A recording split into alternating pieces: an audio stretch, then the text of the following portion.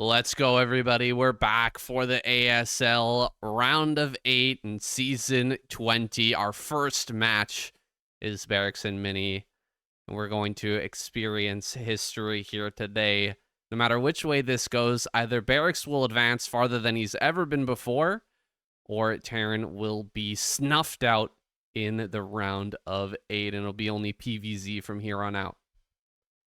Yeah, I mean, my heart is with Barracks. I actually am kind of rooting for him today as the underdog. But I mean, the reality is, Saiyan, Mini is favorited to win this. I would say that this is probably one of the best product opponents he could have had in the round of 8. I think someone like Snow would have, wiped the floor with him a little bit here.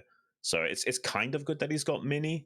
But yeah, it's really going to put the whole Terran race up against the wall now. I think that there needs to be some kind of miracle here from Barracks to overcome the odds and maybe find some way of doing some emotional damage to Mini to tilt him sometime during this series to give him a strong chance at winning. Yeah, I'm with you. I'm also cheering for Barracks here. I want to see a more even race distribution as we get deeper in, as we get to that round of 4. It'd be awesome to see Barracks advance. And it'll be more interesting for the scene as a whole if he does get through. I'm also I also wouldn't be opposed to kind of witnessing the epic levels of salt that would come from Terran getting kicked out already. I could just imagine already. I might actually have to watch and rewatch the ASL through the Artosis and Tasteless cast just to see how infuriated Artosis is going to be if Barracks gets knocked out tonight. Yeah, there's going to be salt, I think, no matter what happens. Either Mini is going to be throwing his head around, cursing to himself, wondering what happened, or you're going to get epic levels of Terran salt as not a single Terran will be making it through to the semifinals. If that does come to pass, we're getting a little bit look at the brackets now. Today, we've got that Barracks versus Mini. Tomorrow, Snow versus Effort, which I'm really looking forward to. Then Soma versus Best, and last but not least, Bisu versus Lava. I mean, overall, this is shaping up to be a really epic round of 8. Yeah, it's looking fantastic here. It was so hard to make a prediction video, Shun. I put it up on my YouTube channel yesterday. It was super, super tough, and I had so many comments from all of you guys out there with your hot takes and interesting opinions. A lot of people called me crazy for thinking that Barracks might go through here, but we'll have to see, man. It really comes down to the day here for Mini. Yeah, I think statistically speaking, you're easy to root for Barracks. Historically, has won out against him, and there was this ASL season 17 revenge match that they had where Mini was pretty dominant in that. So it is hard to see a Barracks victory here. They have a little bit of a storied past where Barracks has taken a few games off him in these smaller series where it's just like best of 1 or best of 3. But when it comes to anything of substance like these best of 7s, seems like Barracks not able to win out against the likes of Mini, and might be seeing a bit of a repeat here today. So we were really happy when we saw that there was going to be no mirror matchups going into the round of 8, but we could end up with a really awkward situation with something like 4 Protoss players in the semifinals, or 3 Zergs and a Protoss or something like that. Could be really awkward. So we might have actually got what we wanted a little bit too much. Oh man, we're just watching on screen here that Overlord flying into the cannon against Mini. That was such a wacky moment. I was so excited for Jaedong to get into this round of 8, and that was a tragic, unfortunate circumstance.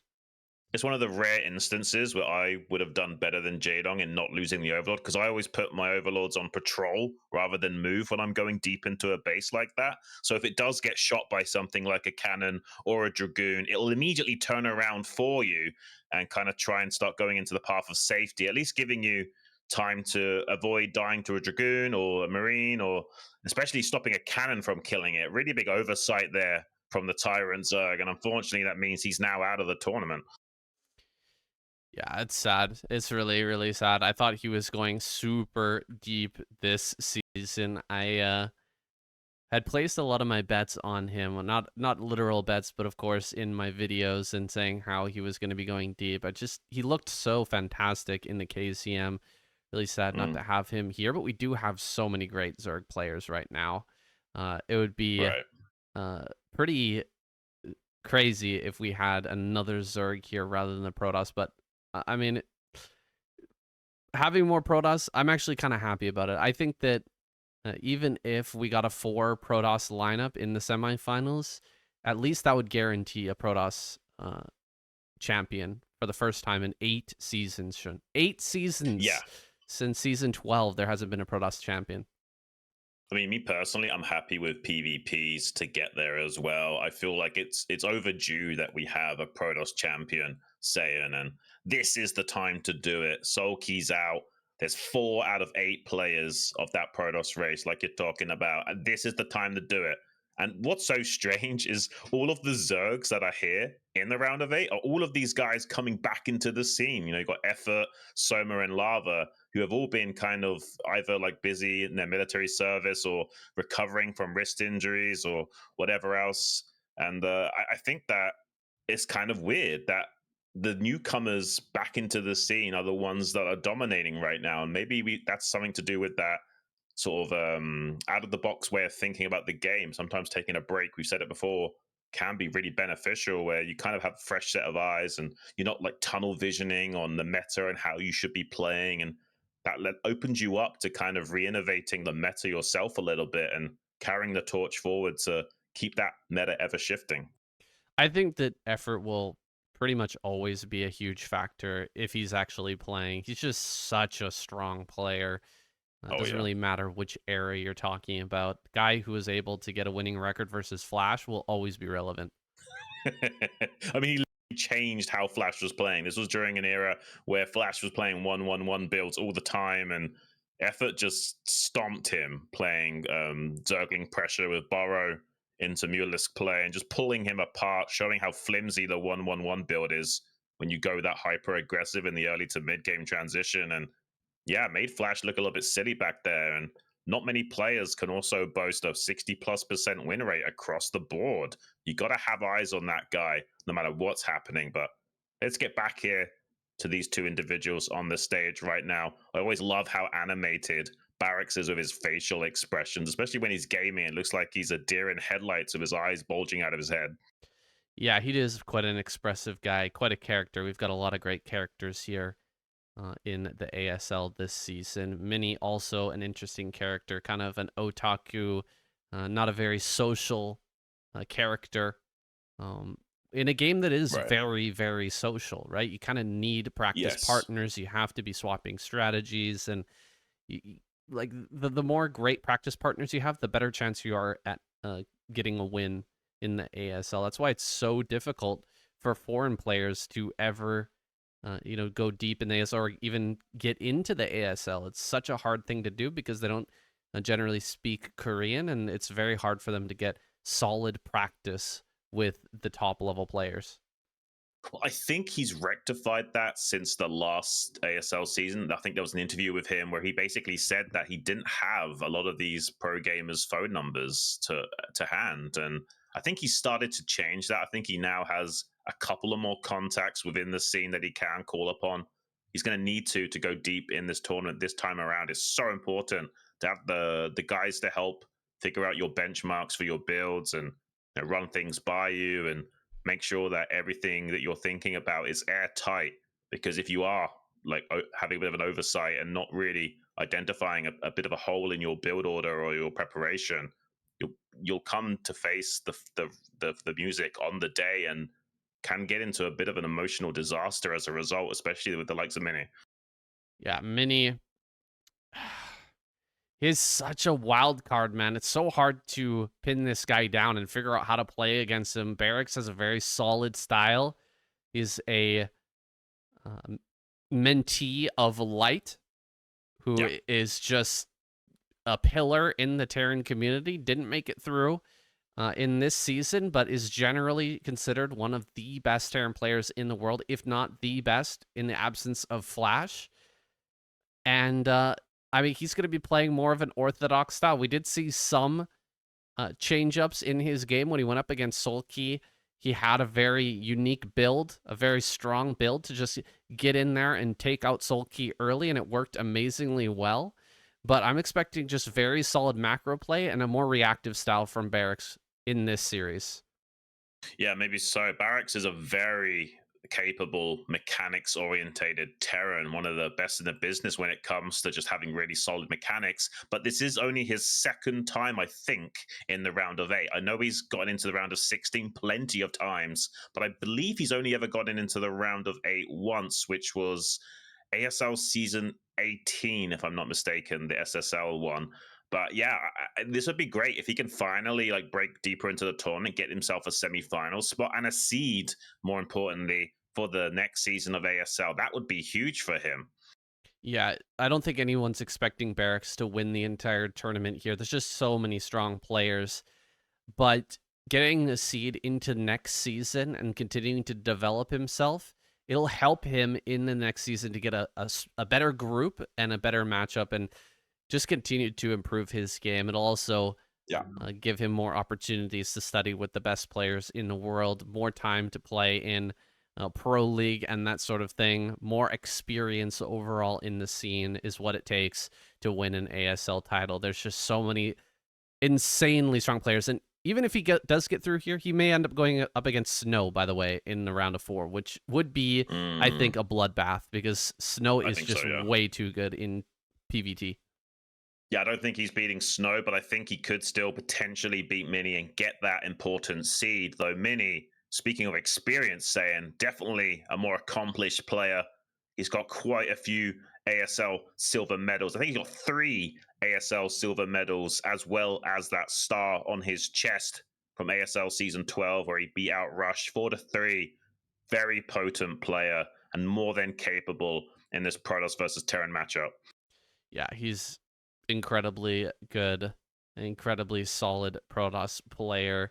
He has a very unique style of play, extremely scrappy, and has a unique take on all of these different matchups, especially PVZ. His Dark Templar attacks are just they're so him. Like nobody else quite plays like he does, and we're gonna see that come into play here in this match against Barracks. What kind of unique strategies is he going to pull out, and can Barracks react? Yeah, I mean, looking at the statistics on Mini's Liquipedia page doesn't actually reflect his ability. That's the case of a lot of these guys. You can't just go based on raw statistics, especially from a long time ago. But Mini has got one of the best stylistic Protoss versus Zergs in the business, and that's not an easy feat to accomplish. A lot of Protoss struggling against that Zerg race. So when you can kind of hold your own in that dodgy matchup and also perform really good in the versus Terran and Protoss like you should be, that makes you a very strong contender to go deep in tournaments like this. And he certainly has been able to accomplish that, coming second in ASL season 7, 11, and 16, and getting that gold star from ASL season 12. So yeah, I think Mini definitely the favorite here. Well, if Mini starts to get some early wins, I could definitely see him snowballing this series. But if Barracks starts to throw a wrench into his game plan and messes him up a little bit, puts him on tilt, there's for sure a way that he can get through into that semifinal. Here he is on screen now, getting all set up. Headphones on. He's locked in and ready for this best of 7 series. Yeah, the statistics you're seeing on the screen, not necessarily reflective of their ability. It's very hard to get a 50% win rate in the ASL. So anything close to that or beyond is seriously impressive. You can see Barracks just barely holding his own in those statistics to be here today. It's his second time, I think, of him being in this round of 8. It'd be really great for him if he can somehow secure that seed. He does look pretty calm. Like, I don't see very many jitters from him. I saw almost no shakiness in his hand as he's drinking.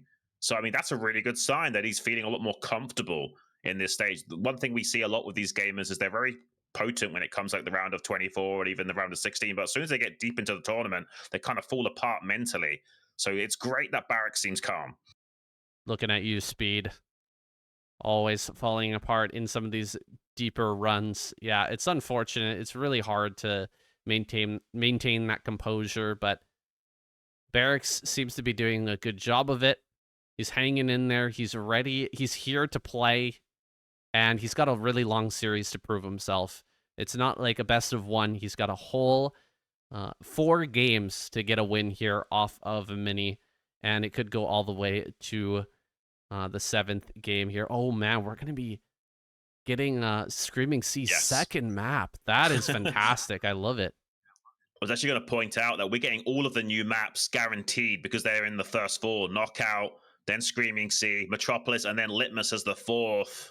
So I think we're ready, though, guys. It's the ASL Season 20 Round of 8 Barracks versus Mini. This is going to be insane. Let's get it on.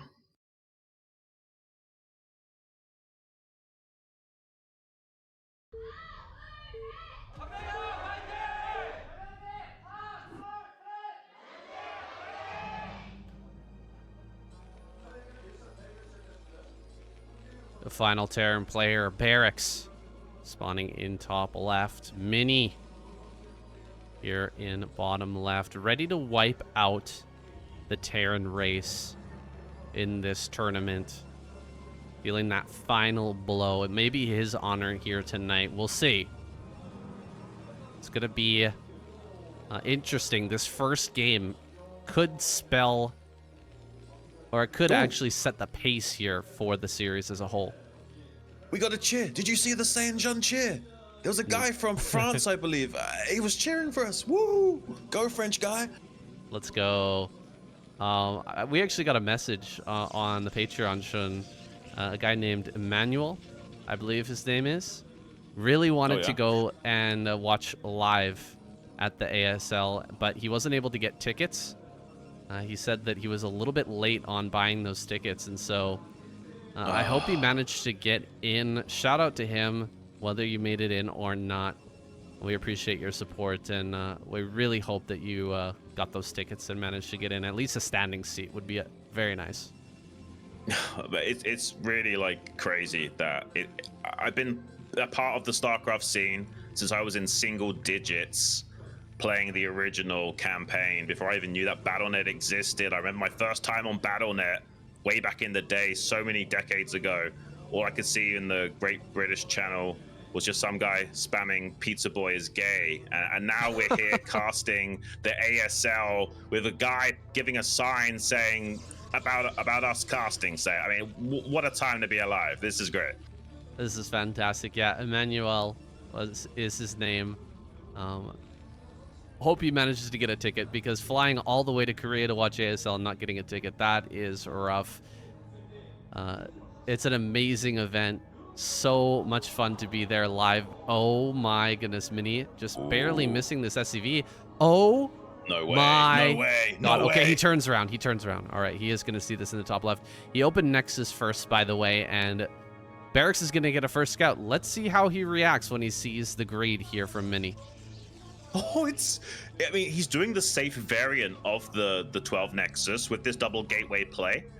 You do cut probes usually to do this, though, so you don't have to pull the boys and attack as a Terran. You can just, do your build order normally, and because they're playing super safe with cutting probes and making 2 Zealots with these early gateways to make sure they don't take any damage early on, kind of puts you in an okay spot as Terran. But, I mean, the reality is, Barracks is not necessarily me. He might be feeling like, hang on a minute, I could pull the boys on this. This is a close spawn on knockout here. Definitely could do some damage to this potentially. So let's see what Barracks wants to do. He's applying pressure with a couple of Marines and an SCV initially just to force a little bit of lost mining time. Will be a few more seconds until the Zealots start to come out. Hasn't started a bunker here just yet. Pulling away with that injured Marine, the probe there. Almost missing the scouting SCV at the beginning, just by a razor-thin margin. Did manage to scout. Oh, 2 factory. Second factory starts. He's definitely going to be committing to this Nexus break. But is this the right call here, game number 1, to go this hard against the Nexus first? I personally don't think so. I'm more of the theory that if he's going to go 2-gate and cut probes, I just want to play normally and, you know, ride that curve and know that I'm not that far behind because of the cutting of the probes and the safety second gateway from Mini. That would be what I would do. But I mean, this, who knows? This is the way that you get under Mini's skin. If you somehow out micro Mini and get an early win in this series, that's what you need to do to clinch out the entire thing. It's not about winning individual games anymore when it's between these two guys in particular. You have to get inside Mini's head and under his skin. Well, he's managed to hide the two facts so far, but 2 Zealots and a Dragoon are coming. He's not going to be able to stop this from getting close enough to see no CC. So the moment that Mini sees that, no CC here, I mean, alarm bells are ringing. He's going to try to come up this ramp, perhaps. No, I mean, just seeing that enough. It is enough here. He should be throwing down a third gateway and getting a robo as well so that he can start to make observers. 3-gate robo is the counter to this. It's the safest way of playing Protoss in general, saying it pretty much is able to bat down anything the Terran sends your way. You can see the wall fully made now. He could cancel that pylon and replug it with a Dragoon soon. Barracks probably wanting that pylon to finish up to make it so he can't get any more Dragoons out on the map. So he's pressuring the wall there a little bit with the Vulture. Has got some mines now being laid on that bridge as well to boot. He's got the 3 tanks. This is the timing for this build, especially with the second machine shop. He wants to just pull the trigger and go all the way now. Every time that he's delayed is costly, so needs to just ram it down. But Mini staying off to the flank a little bit, wants to come in from an angle, force a turnaround from Barracks and slow this down as much as possible. Yeah, he's going to get in the path of supply here for Barracks. Stop him from getting any more units. Oh, no! He takes a mine connection. That could actually be massive. One mine connection can be the difference maker here. Siege mode is already done, and he's going to be pushing very slowly up towards this natural shield. Battery is ready as well. Not able to stop the rallies from coming forward. Barracks going to get these vultures across the map, but I doubt he'll get anything more until he can rally together a big chunk, maybe 4, maybe 6 units to push through that army there at his natural. However, he's already dealing a lot of damage here. Probes are going to be pulled. He's really going to go for this. Diving on the first tank. 1 goes down. Not able to get 4 Dragoons targeting 1 tank, but he will get a second tank. He finishes it off, but just barely. Huge connection on that mine as well to finish off one of the last Dragoons here. And none of this stuff is heading back home, but the tanks are dead. He's actually going to hold this, although he loses a lot of probes. It's a mistake from Barracks. He should have been repairing those tanks with those 2 SCVs, and he just wasn't. He potentially is still able to break through, though. I don't know. This is absolutely crazy. I think Mini does hold. It's such a shame. If Barracks was only repairing with those 2 SCVs on at least one of those tanks, this might be looking a little bit different right now. Having to fight from the trench wasn't helping at all with that mischance, despite getting the guaranteed splash damage. Not ideal for Barracks, and now Mini might be able to do well in this game. Can Barracks somehow turn this into a transition, or is he just going to double down and try and go all the way here? He's got an SCV waiting to throw down a command center. Mini still with a few contingency of infantry, intercepting any possible reinforcements as well. Looks like Mini, for the time being, though, is going to hold, and this is going to be a tough game for Barracks to win now. Hard to tell the full-on probe count, but I think it's quite low. Maybe he did enough damage to the probe line to possibly transition. It's hard to say, though.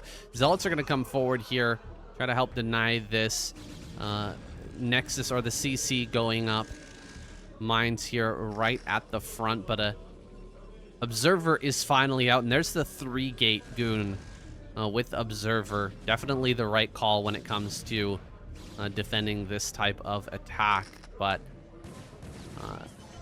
I mean, let's just see if he manages to somehow turn this into a real game, because this is a very tough position for Barracks to be in now. I mean, he's not even started the command center, and Mini's already mining from his natural and has thwarted the attack and killed 3 tanks. So yeah, not a good spot for a Terran to fight back from, no matter what, no matter which way you slice it, saying. But I mean, who knows? Stranger comebacks have happened in the history of StarCraft. Could happen again today. But Mini trying to focus on natural. See if he can get on top of these tanks. There's 2 on the high ground, 1 on the low. The 1 on the low ground probably destined to die, however. But Mini would like to put a cancel on that CC, ideally. Not able to do so. Just clears out a tank and retreats. Definitely a big pickup from him, though, limiting the amount of tanks the Terran has at this stage in the game when they've already committed so much to that early assault, as well as having such a delayed expansion. There's not going to be many tools in the arsenal of Barracks to deal with the harassment and follow-up phases of the game from Mini. Yeah, Mini is in the driver's seat now. He's going to get a Reaver out here soon, no doubt. Ooh, Stargate. So Yeah. I think we're going to see Carrier. Carrier, really. Yeah. Probably 2 base carrier into 3rd base. Just straight up 2 base carriers, pretty wild. Do you think he's throwing away a bit of a kind of a free win Yes. here if he messes Yes and this no. up?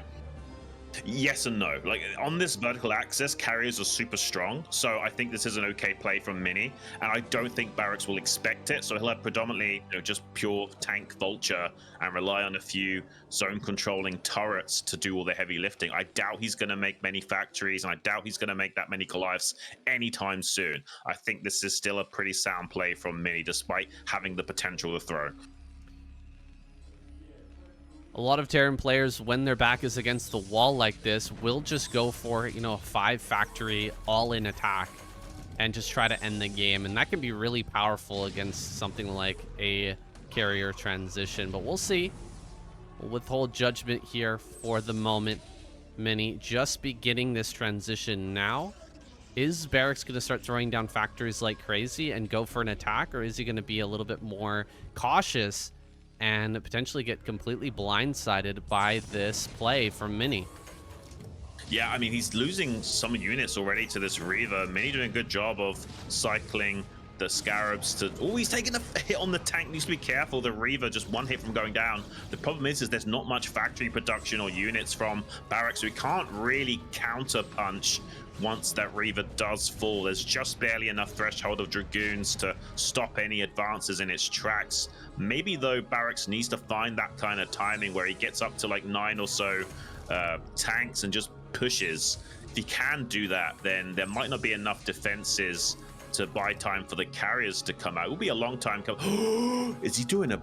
Wait, did he lose the Barracks, or is he going for Biomech? Yeah, oh, this is really bad. He lost the Barracks in the front, and I mean, now he can't even throw down the buildings. He managed to throw down 2 factories right before the Barracks died. So if you queue up a building before the Barracks dies, if you queue up a factory before the Barracks dies, then the factory can still start, but you can't queue up any more once the Barracks is dead. So he managed to queue 2, so he's only going to have 4 factory. So it's going to be really hard to attack right now.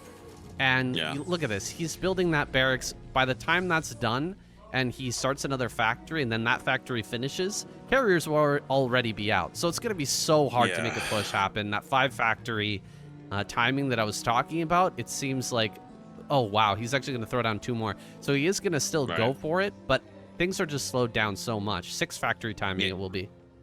Yeah, he's trying to compensate by making a couple of factories rather than just the additional for a total of 5. I understand the thought process here, but you're right. It's probably going to be too slow to stop this carrier timing. 2 have just popped out. He wants to wait for the critical timing of having 4 carriers before revealing those at least. He will obviously bring them to bear if there was some kind of crazy attack timing from Barracks and he needed to put that a halt to that in his tracks, but I don't think he will need to do that. He'll probably won't even be revealing these carriers until there's a total count of 4, and that's a nightmare situation for the Terran if you don't even know about it. By that time, he's not going to have the prerequisite amount of Goliaths. He's going to have like 4 Goliaths to snipe shuttles and probes, and not going to have enough to protect his tanks from those interceptors once they finally get revealed. Well, I think he's making it look like he's going to be taking a 3rd base here, but then he's just going to unsiege and go. Especially if he manages to take out this shuttle. He saw that there was no 3rd base, by the way. So seeing that there's no 3rd base at this time, you know that something wacky is happening. And he might be suspecting that carriers are on the way. He's got 4 Goliaths here, like you said before. Will he be adding more? There's a few more coming in. I think that Barracks might have made this build. He might be understanding what's happening here, and he's pushing out very carefully, but he's moving quickly towards that natural of the Protoss player. The counterattack may be coming through for Mini to try and delay this. Let's see if it's enough. There's only 3 interceptors in these carriers so far. Yeah. He's definitely figured out the build of how many Goliaths he's made, and looks like he has got enough defenders back at home to weather the storm against these Dragoons, picking apart the natural expansion. With the Reaver support, though, he could definitely break through this. 2 Reavers are going to easily shell through that army. Barracks are dropped, but he does wipe out a lot of the standing army at the rally point of Mini, so there's not that much Dragoons to buffer for those carriers anymore. Can Barracks do this? There's a small chance that he can actually make this work.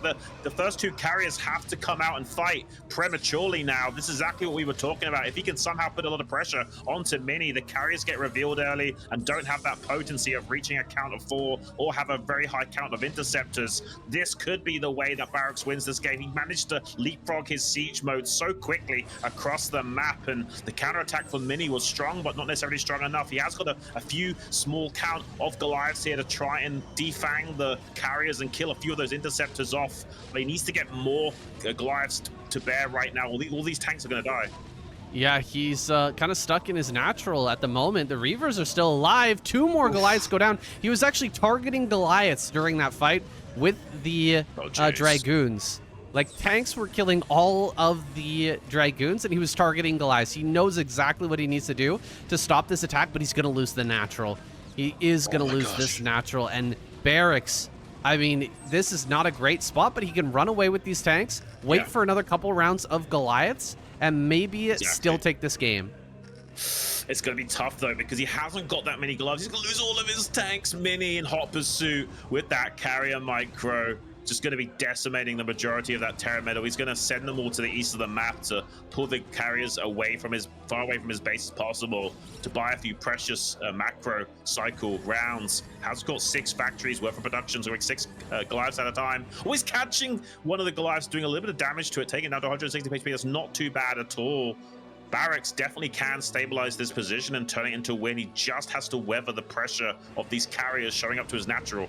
4 carriers is where things start to get very scary, Xun, and he does not have +2. Only +1 here means that the interceptors will not be going down quickly. He dives on top of a carrier, does a lot of damage there. He's going to be microing for his life right now, trying to keep these Goliaths alive and kill as many interceptors as possible. Very hard task to hold right now. There's even a Reaver here still. Oh my god, this Reaver on the high ground. That thing has killed so many Goliaths, and it's still standing here just holding that position. 7-kill Reaver is going to still be a thorn in the side for Barracks, and he could actually run to that Reaver to use it as point defense against these Goliaths as well. Absolutely, saying that's definitely what he'll be able to do. At the moment, he's just actually shoved the Reaver forward, slugged it down the ramp to catch anything in transition to see if he can put some damage onto some Goliaths for free here. I mean, he can catch these carriers out in the map. This is one of the best ways to catch carriers, but has to be careful because now there'll be some ground forces of Mini coming to support these carriers in the sky. Has got a couple of tanks to fall back to. Barracks sort of making it work, but he's losing a few of these Goliaths to this Reaver still. Very suboptimal from him, but he has got his natural after killing Minis, and Mini will now be down to just 1 base of mining because his main's mined out. I mean, there is a world in which Barracks can turn this into a win, but it's going to be tough. He loses another tank. He can't afford to lose any more tanks like this. Yeah, he's losing a lot of these forces to that one single Reaver. That thing doing absolute work in this game. There's no tanks here on the ground. I see just 1 has rallied forward, so he hasn't even sieged that up yet. Dragoons here underneath are going to be a real problem, but the true issue is these 6 carriers that are going to start gunning down tanks one by one, coming forward and just getting these great trades. Doesn't matter if you're on 1 base mining, you can still afford to reproduce interceptors here, and I'm not sure that Barracks can afford to keep fighting them. Yeah, 4 carriers able to fight, but 6 is a massive power spike for the Protoss. 3 of those 6 are pretty softened up, so Barracks just looking for 1 small mistake in the positioning from Mini to pounce onto that and target it down. Meanwhile, we'll just be hold positioning these Goliaths to try and gun down as many of those interceptors as possible with the Hellfire missiles. with Cam boosted upgrade for the range, but I mean, it's not looking ideal. He's got 1-1 upgrades, hasn't got that +2 attack. He needs to find one small mistake from Mini to pounce onto those carriers. He could easily snipe like 2 or 3 carriers in quick succession if Mini just messed up one small time. But so far, Mini doing a great job of avoiding those kind of blunders. Oh, here's a chance. Get some damage on this carrier. Gets a little bit of damage there, but Mini just going to back away, go back over to this high ground, even going to get rid of the eBay now. No more turrets can be made. Tanks over here on the right-hand side. Barracks doing a good job of at least keeping the tanks out of the range of the carriers, not allowing them to be easily sniped down, and kind of baiting the carriers in deeper to go for those kills. More tanks coming out here. Another couple of Goliaths, but Barracks is down to his last few mineral patches. He's actually going to float the main base out to the third, try to get a little bit more income here to keep up with this carrier attack. Picking off some more interceptors here, but that's just so much damage coming out. Gonna go after this refinery. Once that's gone, since he's lifted off his main base, he won't have any gas income at all, or just, I mean, yeah, nothing. I mean, unless he's long distance mining the main base, he's just not gonna have gas.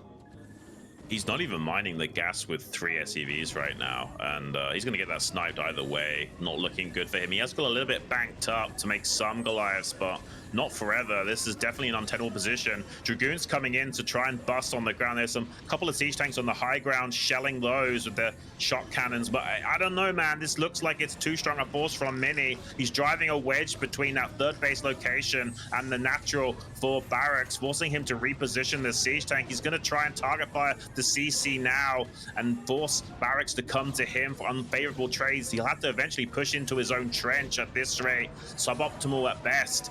And it looks like Mini's done it. The herd of the Goliaths has been thinned out enough now. He's going to have a field day shaving off these Terran units. Yeah, he's done it. He's got in that crack between the two bases, the third base there on high ground in this natural.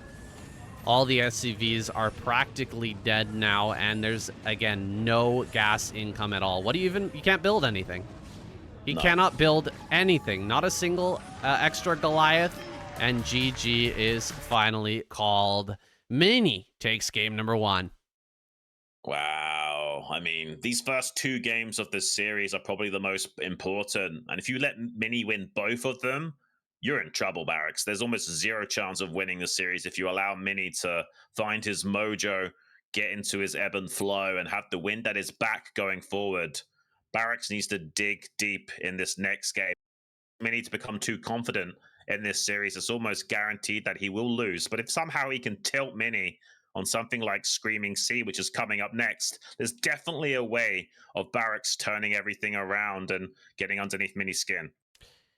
Yeah, this was Barracks' map pick. Screaming Sea was chosen by Mini, so I'm assuming he has something funky to try and tear Barracks apart. What will it be, and will Barracks be able to keep up with it? Will he be able to decipher? I mean, he's done a great job here in game number 1 figuring out what was coming, but I swear, Xun, the Reaver in the natural was basically the clincher here. He got so much damage done with that one single Reaver, killing off a ton of Goliaths and just delaying that reinforcement train. Like, if there were just a few more Goliaths making their way to the front as he was pushing there into the natural, he would have saved so many of his tanks, and Mini wouldn't have been able to run him down like that and, you know, kill all of those tanks that were so crucial to this defense. I think even more critically, though, we could have avoided this entirely if we were just more on top of our initial attack. We had those SCVs repairing the tanks in the natural. I think everything would look a little bit differently here, and maybe Mini wouldn't have even been able to get to carriers to begin with. And I don't think the observer pointing out some of the actual deciding factors of that match, more the cinematic climax of it. But guys, we're going to go into a little bit of a break here. Don't go anywhere. In just a couple, we're going to be having game 2 between Barracks versus Mini on Screaming Sea.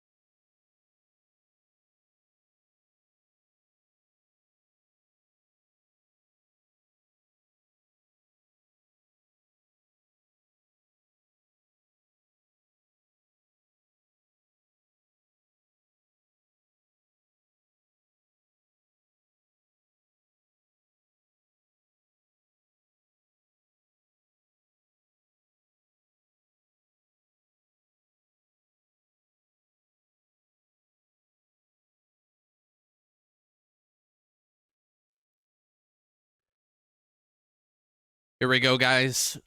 Game number 2 is going to be on Screaming Sea. Should be a fantastic match, and I cannot wait to see what Mini has in store here. We've not seen a whole lot of PvT on this match, but it certainly has potential for some really explosive games. Yeah, I'm curious how it's going to play out. It is Mini's pick, so like we were saying, obviously he's got something in mind and prepared. It's very common that pretty much all 6 of the games in a best-of-7 series, they've got more or less mapped out in their head. It's usually only the final game of the series they tend to freestyle the most on, unless they're in an emotional state. You sometimes get a really high-level player making a mistake in the early game and then switching up their plan on the fly or what have you. But generally speaking, for the 6 of the 7 games, they've got a very specific build order or thing in mind. Getting those stats on screen. Looks like probably an online poll here. A lot of people think that Mini is going to go forward, and Barracks, along with the entirety of the Terran race, will be going extinct tonight. That's morbid predictions there.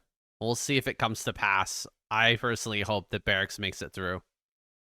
I mean, I definitely, yeah, my heart is rooting for Barracks. My head says Mini's going to win this, but I would be over the moon if the underdog Barracks keeps the Terran spirits alive and at the very least saying, get that seed for the next tournament in the next season of 21 and get straight through to that round of 16 and keeps his future hopes as alive as possible. If he can get into the round of 8 a few times in a row and eventually break into that semifinals, that might give him a path to finally getting a championship. Well, since we've got a little bit of time here because of the Google sponsorship, why don't we talk about game number 1 a little bit more? The 2 factory play from Barracks against the Nexus first. I mean, as soon as that was scouted, it should be Mini's game, right? Mini should be able to win from there. He should be able to handle that no problem. The fact that Barracks was still able to make a pretty decent game out of that, I think it kind of goes to show that he definitely has some hope in this series. Like, yes, if he can almost make that work with the 2 factory and then almost, make it work with the follow-up, if he actually has a good strategy going up against what Mini opens with, I think he stands a very good chance of taking a victory. Oh, absolutely. I think as you say, the way that Barracks was able to perform in that game, despite being so behind, trying to punish the Nexus first and not being able to be successful in doing so. And there was a few blunders along the way. Like if he just repaired the tanks, that could have looked a lot differently. So we'll see what he can do in this game number 2. If he somehow upsets Mini in this pick that is going to be Protoss, that would definitely start to get under Mini's skin, losing on the map that he has chosen. We'll see. Yeah, for example, if Mini, wants to go for some sort of proxy, like he's very well known to do, and Barracks manages to scout that, shut that down, we could see Mini get pretty heavily tilted. He is heavily reliant on a lot of those types of plays, going for those types of proxies and trying to make them work. It's well known that he is willing to do this, but it's also well known that he falls apart when things stop going to plan. Yeah, I'm so curious to see how Barracks is going to handle the rest of this series. I mean, look how calm he is. I'm actually really proud of Barracks. He's come such a long way as a player. He used to get clowned on a little bit in previous ASL seasons, especially by the likes of Snow. That doesn't seem to be the case anymore. Mini doing a big stretch there, staying limber and loose for this game. But all it takes is something not going his way for his whole hopes of taking down Barracks to come crumbling down. But we're jumping straight into match number 2 in the ASL Season 20 Round of 8. It's Barracks versus Mini and the map, Screaming Sea. Let's get it on, guys.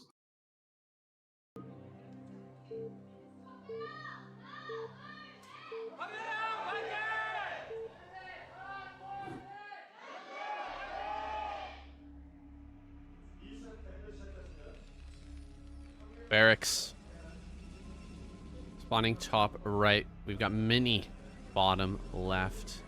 Shaking his head already. Did he get the wrong spawn? He seemed like I'm not sure what that's all about. Like, there's a 50-50 chance here, Mini. Like, can't get tilted by that. It's crazy. This guy tilts when he wins. He's honestly such an emotional player. And we've talked a lot in our cast that there's basically two archetypes of player. You've got a mechanical players like Barracks, and you've got emotional players like Mini. And the reality is that comes into effect a lot. If one or two things don't quite go your way as an emotional player, that could affect your entire performance. But it also is your biggest strength. It's like a double-edged sword. When you are feeling good, you're feeling great. So if Mini is able to perform the way he expects to, he will blast pretty much anyone on the planet. But as soon as things go awry, he falls apart, Saiyan.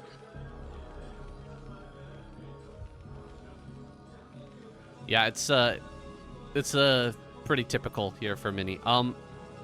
Now, I think Mini's gonna Nexus first.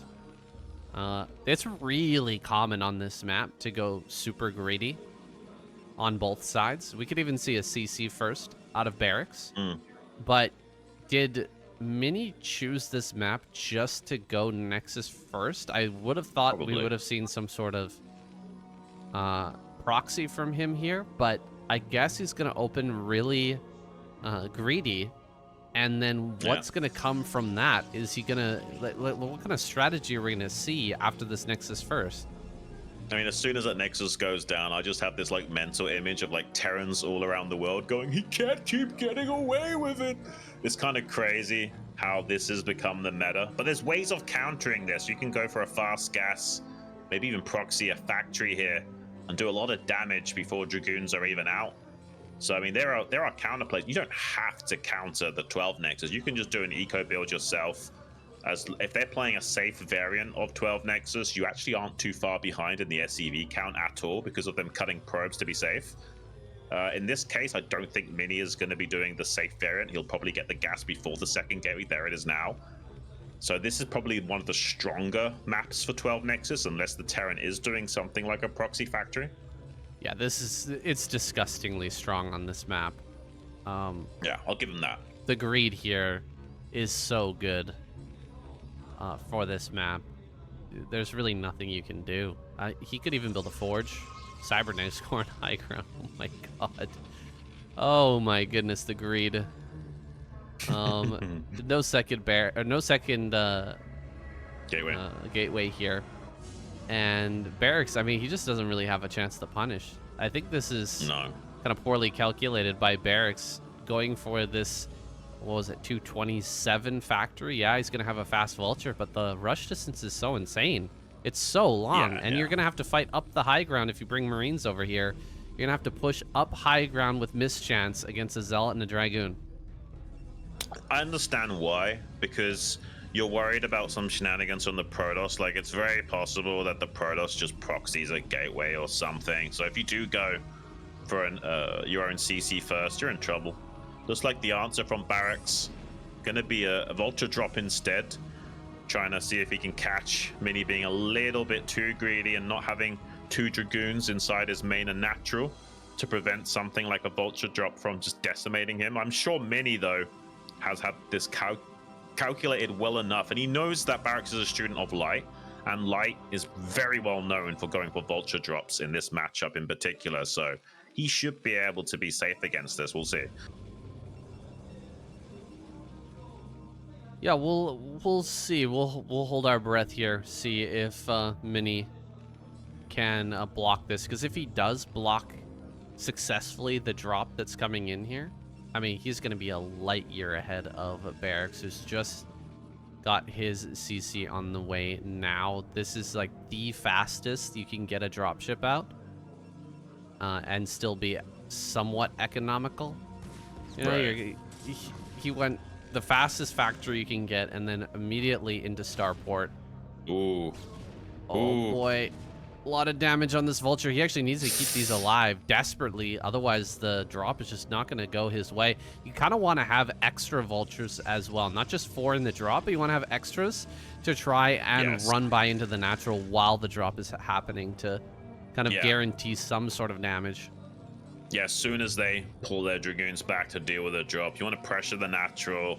And if there's just like one Dragoon there, you can even just lay mines on top of it and hope that they're not paying enough attention to shuffle the Dragoon back so that you get an easy mine connection on that and, you know, get a run by into the natural. And sometimes they don't even have a Dragoon in the wall. They just are desperate clearing up the drop and you get a free run by into the natural as a result.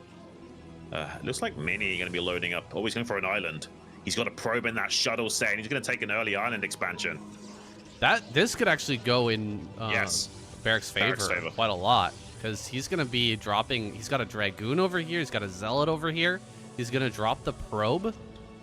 And this is coming in hot. He's going to do so much damage. And there's 2 pylons over here. He's going to see it coming. But is he going to have the defense in the wall as well? There's going to be vultures coming in the side as well as this drop.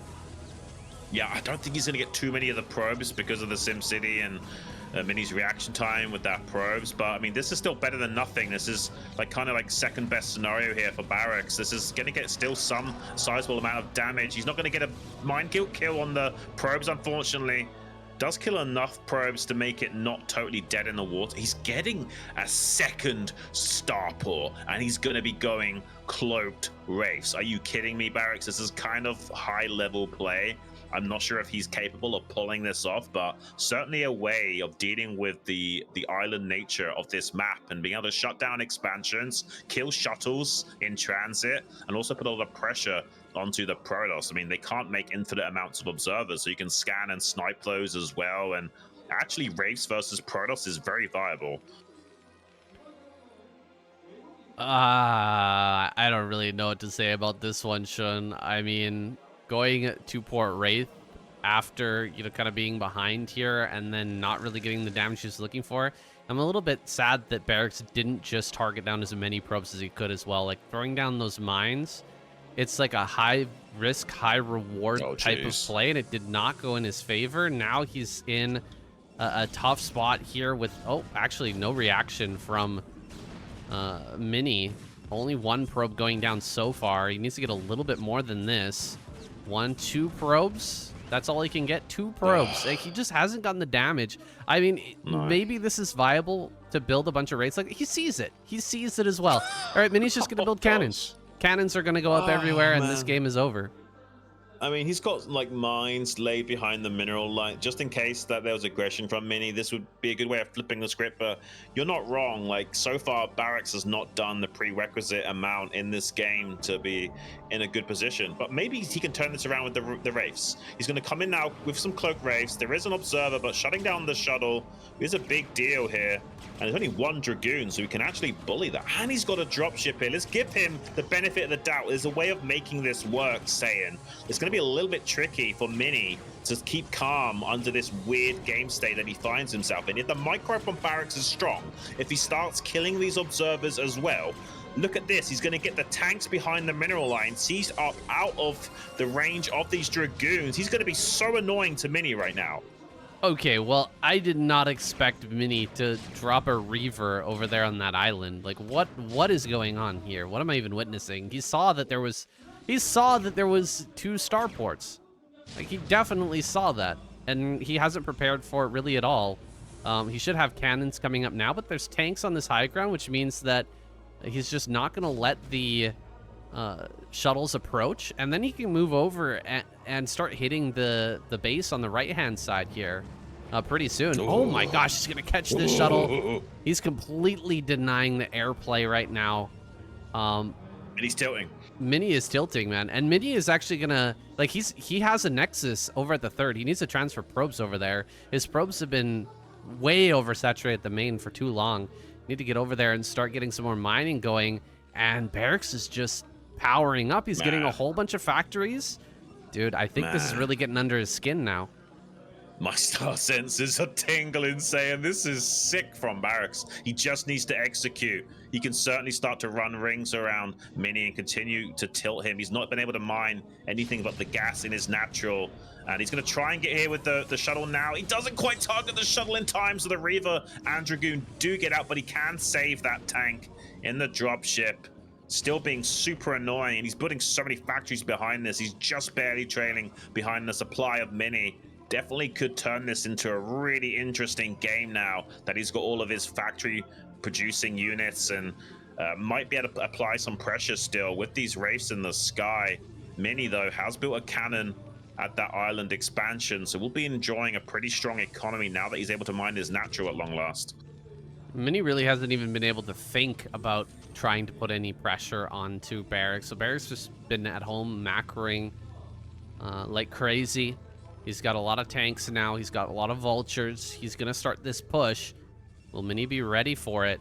He had a huge halt to his economy there with that drop over the wall. Wasn't able to mine for a really long time. He's got a few gateways in the main, but I'm not sure if he has enough. He might just not have enough stuff to actually stop this attack. It's very possible. He even takes a mine connection before the fight occurs, and there's wraiths here to potentially try to snipe this shuttle.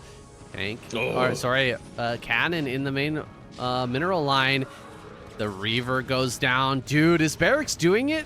I think he's doing it. I don't know. He's almost doing it. It's a shame about the dropship in the main base, because I think if he was a bit more attentive about that, he could have gotten the vulture out of the range of the cannon and done more economic damage to Mini. He was kind of just setting up as cost efficient as a 1-2 punch as possible, but he's still doing it thus far. He's starting to eclipse the supply of Mini. Mini could be in a world of hurt where he can't muster a large enough standing army to halt this Terran advance. He's getting more and more tanks to the front lines right now. Mini has a bit of a flank setup on the left, but it's not that strong of a flank that Barracks will be slowed down right now. He can just roll on to this natural third location. Mini could be in trouble here. Well, Mini can sack this base because he's got another base, an island, right? So he is still one base ahead, even after sacking this. And he could potentially take another island afterwards, too, right? He can send a probe over to top left, something like that. As long as he slips by the wraiths and just gets a pylon down with some cannons, then he can have another expansion up. It'll be very, very quick. Barracks is getting a little bit of a win here, but he's still not expanding for himself. There it is. His CC just starts over at his third. But Mini is building up here, and he's getting a bit of a supply advantage now. Can he crack through this well-positioned army? It's in such a tight choke, it'll be very hard to beat with just pure gateway man. I mean, the question is, does Barracks make a big blunder positionally against Mini? Because Mini has this ability to wrap around and kind of drive a wedge between the reinforcement line of Barracks and catch some tanks out of position as they unsiege. But it looks like Barracks is going to rotate backwards and attack this 9 o'clock from the backside towards the bridge, defending and attacking at the same time now, trying to force Mini into a frontal engagement. Shuttle trying to get some units out there, but the race preventing the shuttle from going too deep and diving onto those siege tanks. Good target firing onto the Reaver as well from Barracks. The majority of those tanks are on the low ground though, so Mini should get some good trades, and here comes a massive train of Zealots to boot, and there's not enough vultures to clean them up in time. Mini in a pretty commanding position right now, chopping through this Terran metal, even a Dark Templar with its warp blade doing so much DPS, and Barracks doesn't notice the invisible man. All right, that was solid, really, really solid target fire from Barracks there from the low ground, just only shooting the Dragoons with his tanks. It looked like those Zealots were just going to completely overwhelm him, but he made sure that he didn't take any unnecessary splash damage from his own units, kept the target fire on the Dragoons, and wiped out the whole Dragoon army. He's managed to take out this high ground as well. It was looking dire there as the remainder of the units came down, but Mini bottlenecked himself coming down that ramp, and he is in a really desperate situation now. My mouth was literally hanging open. I can't even believe what I'm watching. Barracks is playing so good. I thought he was in a little bit of trouble with that trade, but oh my gosh, he's going to start targeting down these High Templars as well. Some blankets of Storm in a panic, trying to hold the line against Barracks. Not successful though. I think Barracks is starting to really do it now, saying he's applying so much pressure. He just needs to keep his tanks slightly spread out and avoid any cost efficiency from that Storm from the high ground. He could really tilt Mini in a big way. Mini trying to take a line of expansion in the center of the map now. now to replenish that base he just lost. But if Barracks just rams it down right now, there might not be enough for Mini to defend against this. This is insane. He's going to go for one last hoorah now, trying to push out with a big storm, but it only connects with like one unit, not really finding the damage necessary. There is not enough splash here to stop Barracks, and he's upsetting Mini on Mini's map pick, currently ahead in supply. And as long as he can keep this going, finally calls the GG from Mini. He takes off his head and his face screws up there. You can tell Mini is not happy with that. Absolutely not, Xun. This is what we were talking about. Barracks throwing a wrench into the plans of Mini with that 2-port Wraith play. That was not expected at all. We were certainly surprised by it, but Barracks made it work, getting in there behind that mineral line with those tanks and dealing a huge amount of damage. You could see Mini is feeling a little bit tilted here. He's on an angle right now, and he's watching that replay to see exactly what went wrong. Yeah, I mean, that just did not go to plan to him. And I knew those Wraiths would come in to play in a big way, saying, like, just shutting down the mobility of Mini like that and getting a tactical advantage by not allowing the mining of the natural. Really high-level stuff from Barracks. I mean, I'm sure he had help from Light or some other really high-level Terran in figuring out that kind of play, but it was spectacular, saying. Like, my star senses were tingling for a lot of that match. Barracks is on a different planet right now, and if he can go the distance against Mini, I'm going to be so impressed. Yeah, absolutely. He's already impressed me here today, making that 2-port Wraith work and taking the map. Screaming Sea. We're going to jump into our next one, guys. Metropolis. Let's go. Here we go, guys. The ASL Season 20, Round of 8, Game number 3 between Barracks and Mini. Let's get it started. The map is Metropolis.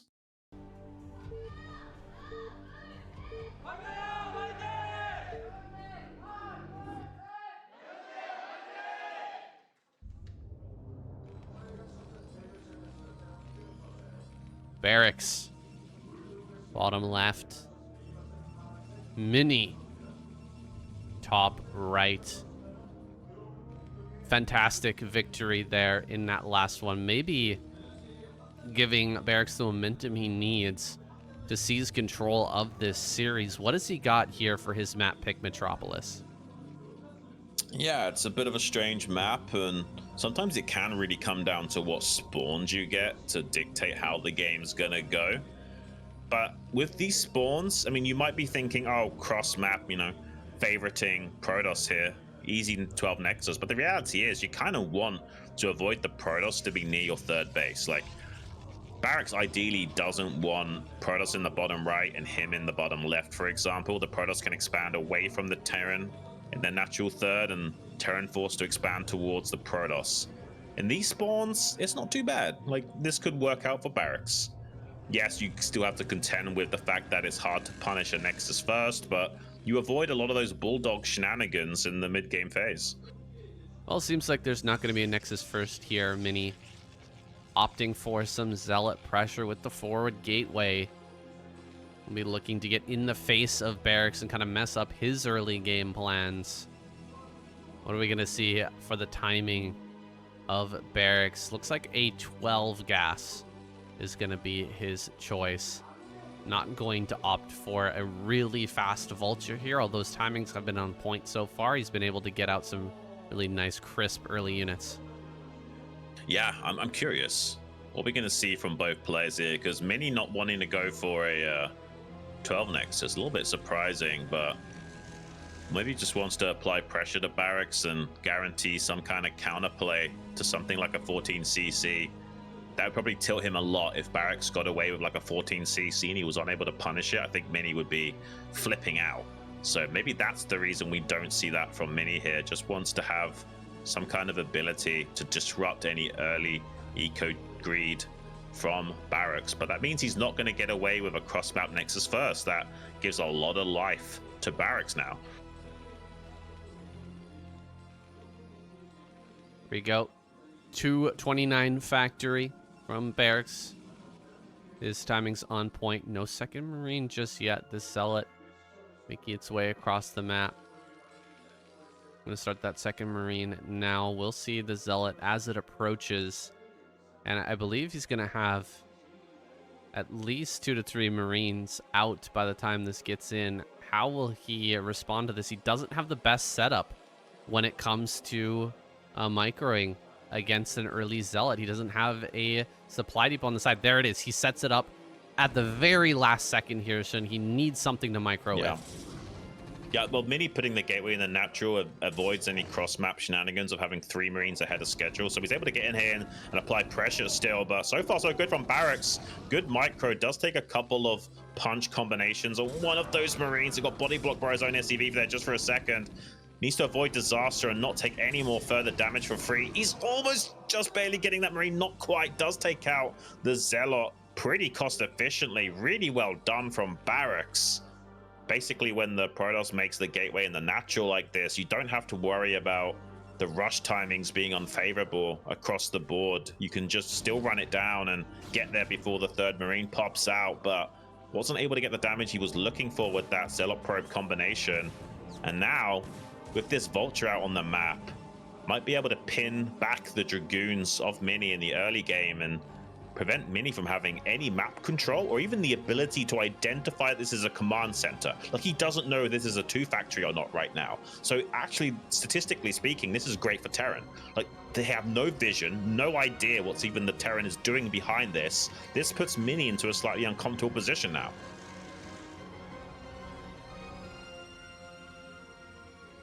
Zealot really, really well handled, honestly. Watching Barracks dodge that Zealot by splitting the Marines like that, very impressive. Super hard to do. He was doing that all on the fly and handling it with some real class. Ended up losing a Marine, but definitely showcasing his micro and skill in dealing with some of these early game attacks. Generally, we think of Mini as like this kind of god of early game engagements. He's so good with his Zealots and Dragoons in low numbers. He's not quite as good as Best when it comes to those big mid and late game engagements, but he is incredible with his early game control, and Barracks kind of outdoing him just a little bit. Yeah, I used to think of Mini as like basically the optimizer Protoss, where he's able to min-max his build orders and timings in not quite the same way as these other guys, and I think that advantage has dissipated a little bit. Everyone's just so good now, and they've like really ironed out the creases in their own play and figured out all these kind of min-maxy ways of approaching the early game. But I still think that Mini is kind of like one of the OG Protoss players that was so good at like cutting these razor-thin corners and mineral optimizing to their heart's content and doing things that other players couldn't do. And that also includes his early game pressure with the control of his units. But I don't think Mini's comfortable right now. I really feel like Mini isn't happy with this position. Well, he's being surrounded at present. Full surround of Vulture mines. Barracks has full control here. Gonna be able to see the moment when Mini decides that he wants to take a 3rd base and can look to try and snipe this probe, but will he be able to get in there? It doesn't look like he's in the area with some Vultures and doesn't have Vulture speed done just yet. And indeed, Mini's gonna go ahead and start to set this up. Will be coming out with the Reaver now, looking for some damage. Can he start to change his fates here? Can he start to change the situation with a bit of good micro on Metropolis? There's so much area in this main base to drop and to start to engage with the Terran player. I'm more curious how Barracks wants to handle this. Like, does he want to go mid-range style and get a lot of factories and guaranteeing taking a fast 3rd with a lot of meat on the bone for Mini to chew through? Or is he going to go a bit tech mech style and stay a little bit light on these factories and focus more on his tech and upgrades? We'll have to wait and see. It's hard to decipher just yet. He'll start to add the factories now if he is doing something like a 5 factory player. See a few SCVs moving over. Here come the additional factories now. So it's going to be 5 factory. Not necessarily to be aggressive here. It's very common in the meta to just get a lot of factories and a lot of units and have so much available that it's easy to secure this third base rather than risking being bulldogged over. Has he misread the situation? Does he not know that there's going to be a Reaver coming soon, or is he just not prepared for it? Because I see one turret. The base is wide open. It's pretty light. Oh it's my pretty light. All the God. SCVs! Oh, wow. Huge hit here. Targeting on the Marine, by the way, to make sure that will connect. Gosh. Really, really nice heads-up play from Mini. Gets a huge amount of damage. And, yeah, there's just not enough turrets. No Goliaths either. I expected to see Goliaths pop out by now. I thought that he was going to be getting that Karen booster upgrade, but we see neither of these two add-ons spinning. And he just did not build enough turrets. Barracks just not expecting the Reaver play, I guess. Oh, the mine connection there. Huge mistake for Mini. Okay, he's just got to throw it away, that lead. Whatever he just got with the kills on the SCVs there, that's just been thrown the other direction now. That was a god mine. That was like the hand of God striking down Mini's confidence in this game. What was that? That was insanity. Even saw it pop up from the Zealot dropping out first. Crazy how he's gone from not having an adequate enough shuttle Reaver defense to suddenly slapping down the harassment entirely. Did lose a total of like 8 or 9 or so units to that Reaver though. But massive timing for Barracks to start launching ahead with his units. Not enough to slow him down. Finally, one more additional Reaver brought to bear in the center to start to halt this Terran advance. Barracks, though, with a big timing window, trying to ram it down right now. Killing 2 Dragoons for 1 tank, not the worst of trades when you're in this position. You're just playing for tempo at this point to try and get all the way over to this third base from the Protoss. Yeah, he's going to be spreading out here now. Can he target on the Reaver? Good juggling from Mini. Does lose the Reaver, though. Great target fire. He picks it off. Not the best control from Mini with the Reavers so far. Losing a lot of them and running out of units here to defend this third. I think that Barracks is going to be able to continue this push. He's going to get turrets over here and start to smack down this third base. He's actually pushing directly towards the natural now. SCV needs to survive. Pull that back. He needs a turret right now. Man, I'm getting Star Sense tingles from the way Barracks is playing.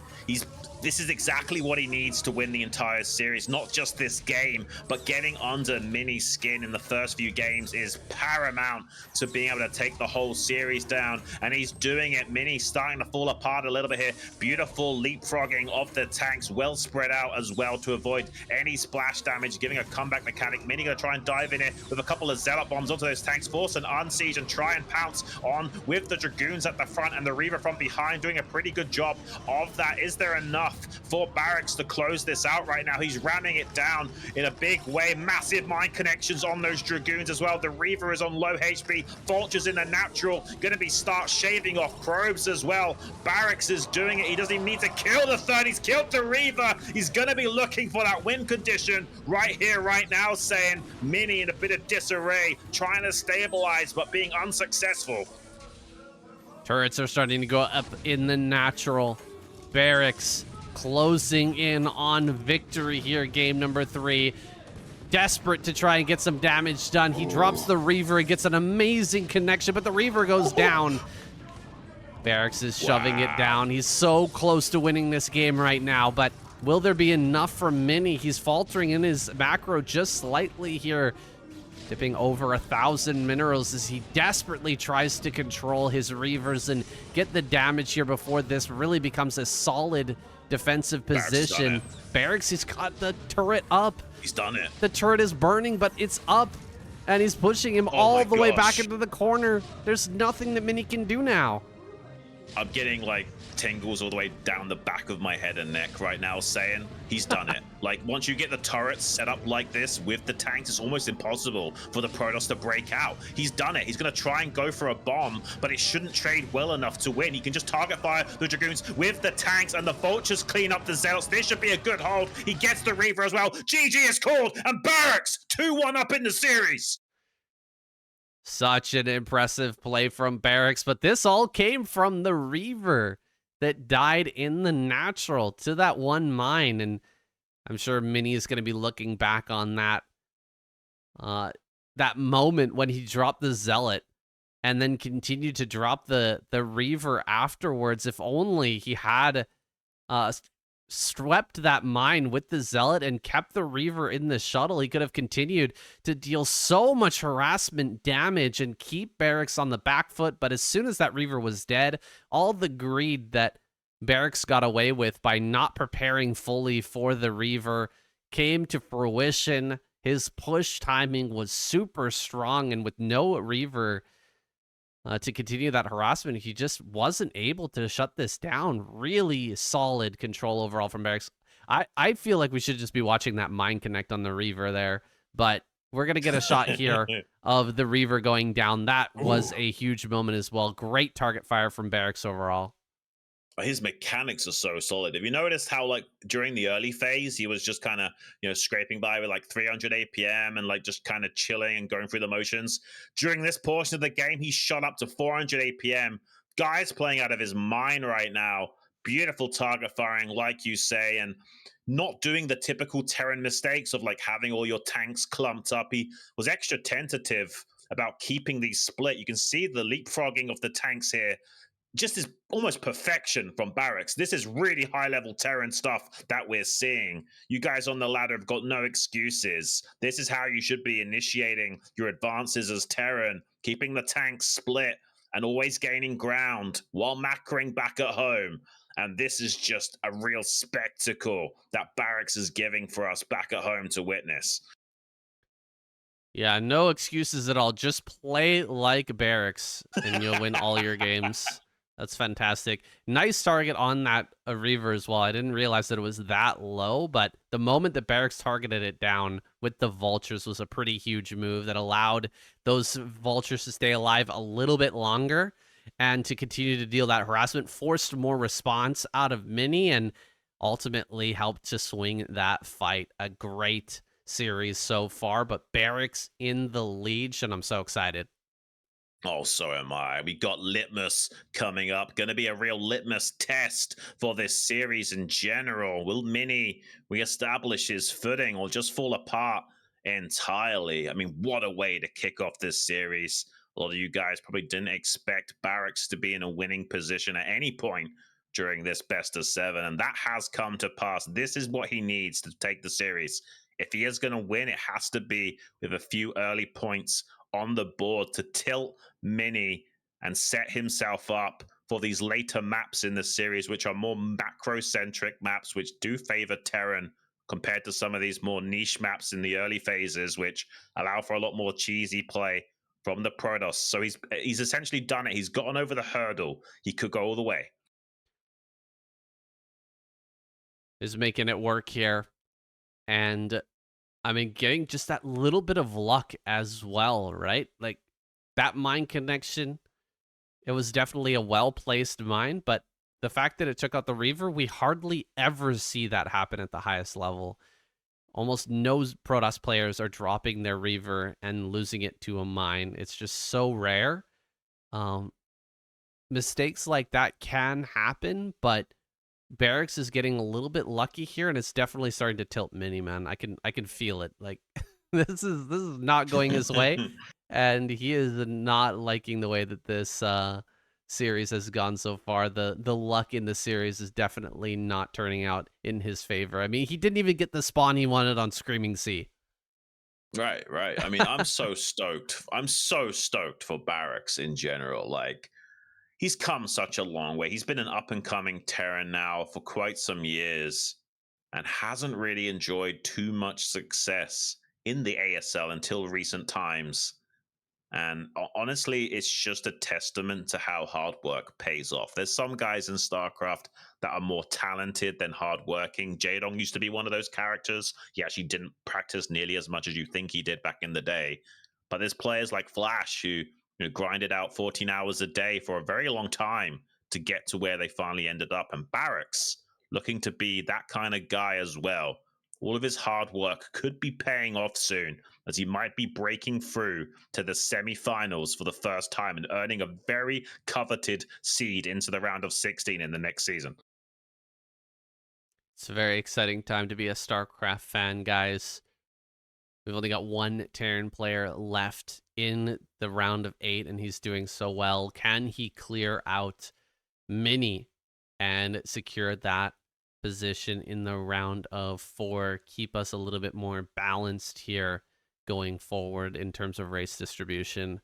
I'm excited to see it, guys. I think we're going to go to a commercial break here shortly, but when we get back, will Mini be able to keep his composure and just play his best here against Barracks, who's playing on another level lately? Yeah, I mean, I'm super excited for him. I can even see those little collectible cards on screen of Barracks and Best down there. Definitely two of my more favorite players that are remaining in the round of 8. Don't get me wrong, I like Mini. I think he's a strong contender, but he's not on my short list of favorite players. Barracks is, though. I've had my eyes on him for quite some time. His mechanics are also otherworldly. If he could combine his mechanics with, say, like Flash's or Light's decision making, oh my days, he could be one of the best Terrans of all time. We'll see if he can come into his own. Guys, we're going to go into a little bit of a break here. In 5 minutes, we'll be joining back for game 4 between these two titans of players. Run to the bathroom, grab some water, grab some fruit, and queue up for some more epic StarCraft matches. Don't go anywhere.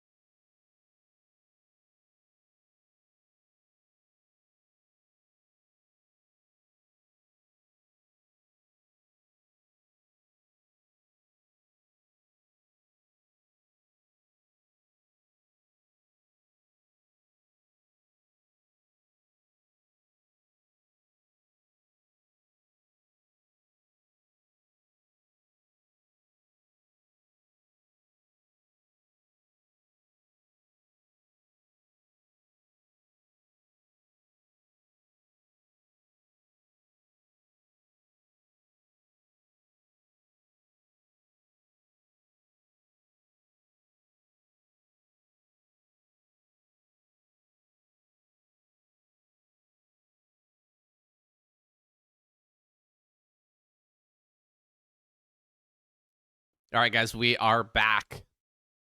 Barracks is on a roll here versus Mini.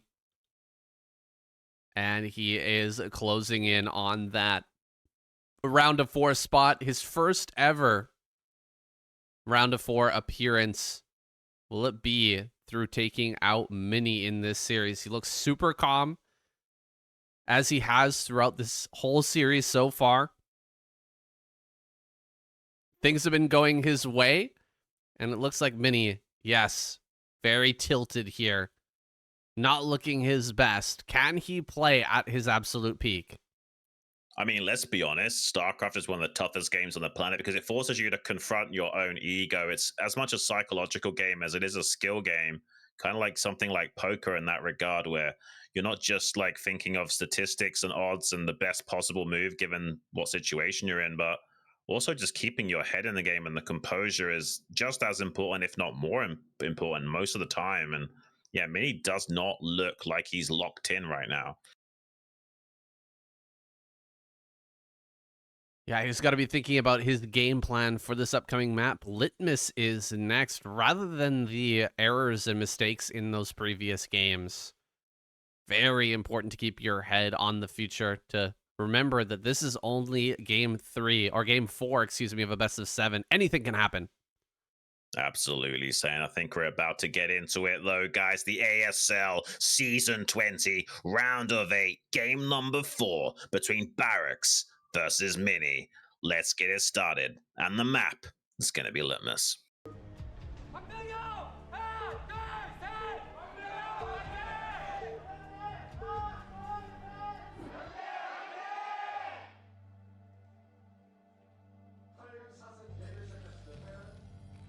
Barracks spawning top right.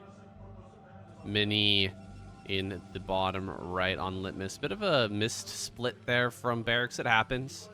We saw earlier in the series, or earlier in the tournament, was it Best messed up his early split and actually had a probe travel over the mineral patches. Still managed to win, though. It is just a bit of a hit to your mental game when something like that goes wrong so early on in the game.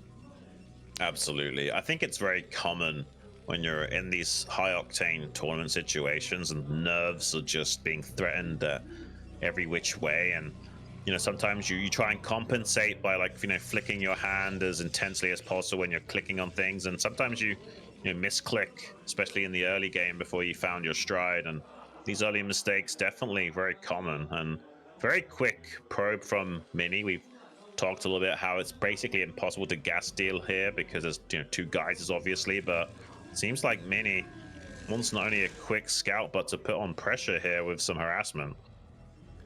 Yeah, it seems like I kind of theorized, I kind of thought that we weren't going to see early scouts like this with the fact that you can't gas steal, but I guess just that the fact that it's a 2-player map and you can guarantee get in here and deal some damage with the probe, that seems to be enough for the Protoss to still want to go for this very early probe coming across the map. Like, I really thought that this wasn't going to happen, but I mean, think about the value you can get with this.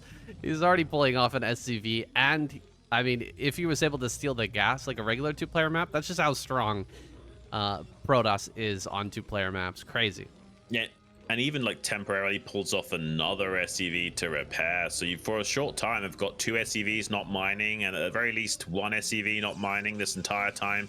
Kind of compensates and pays for the fact that you're probe scouting this early, and you have the potential of maybe killing an SCV, or forcing a bit of a mind game by threatening your opponent's mental state by having to deal with this harassment at all. And now Ra was like one of the first gamers of all time to do this kind of style, where you would actually go for probe rushes and build a gateway in the center of the map while sending a lot of workers to your base and actually just out microing you to the point where you were losing the game to essentially probes and a follow-up zealot play.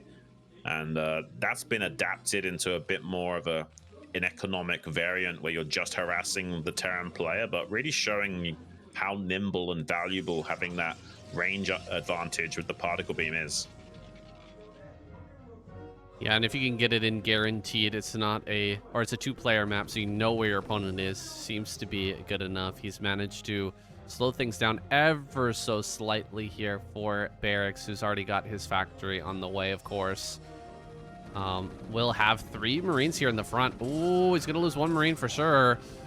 Good dive there, going very deep with that first Zealot. Can he actually kill the Zealot? It's so low, 13 HP, but it will back off. Second Zealot arrives, but the Barracks, the bunker will finish.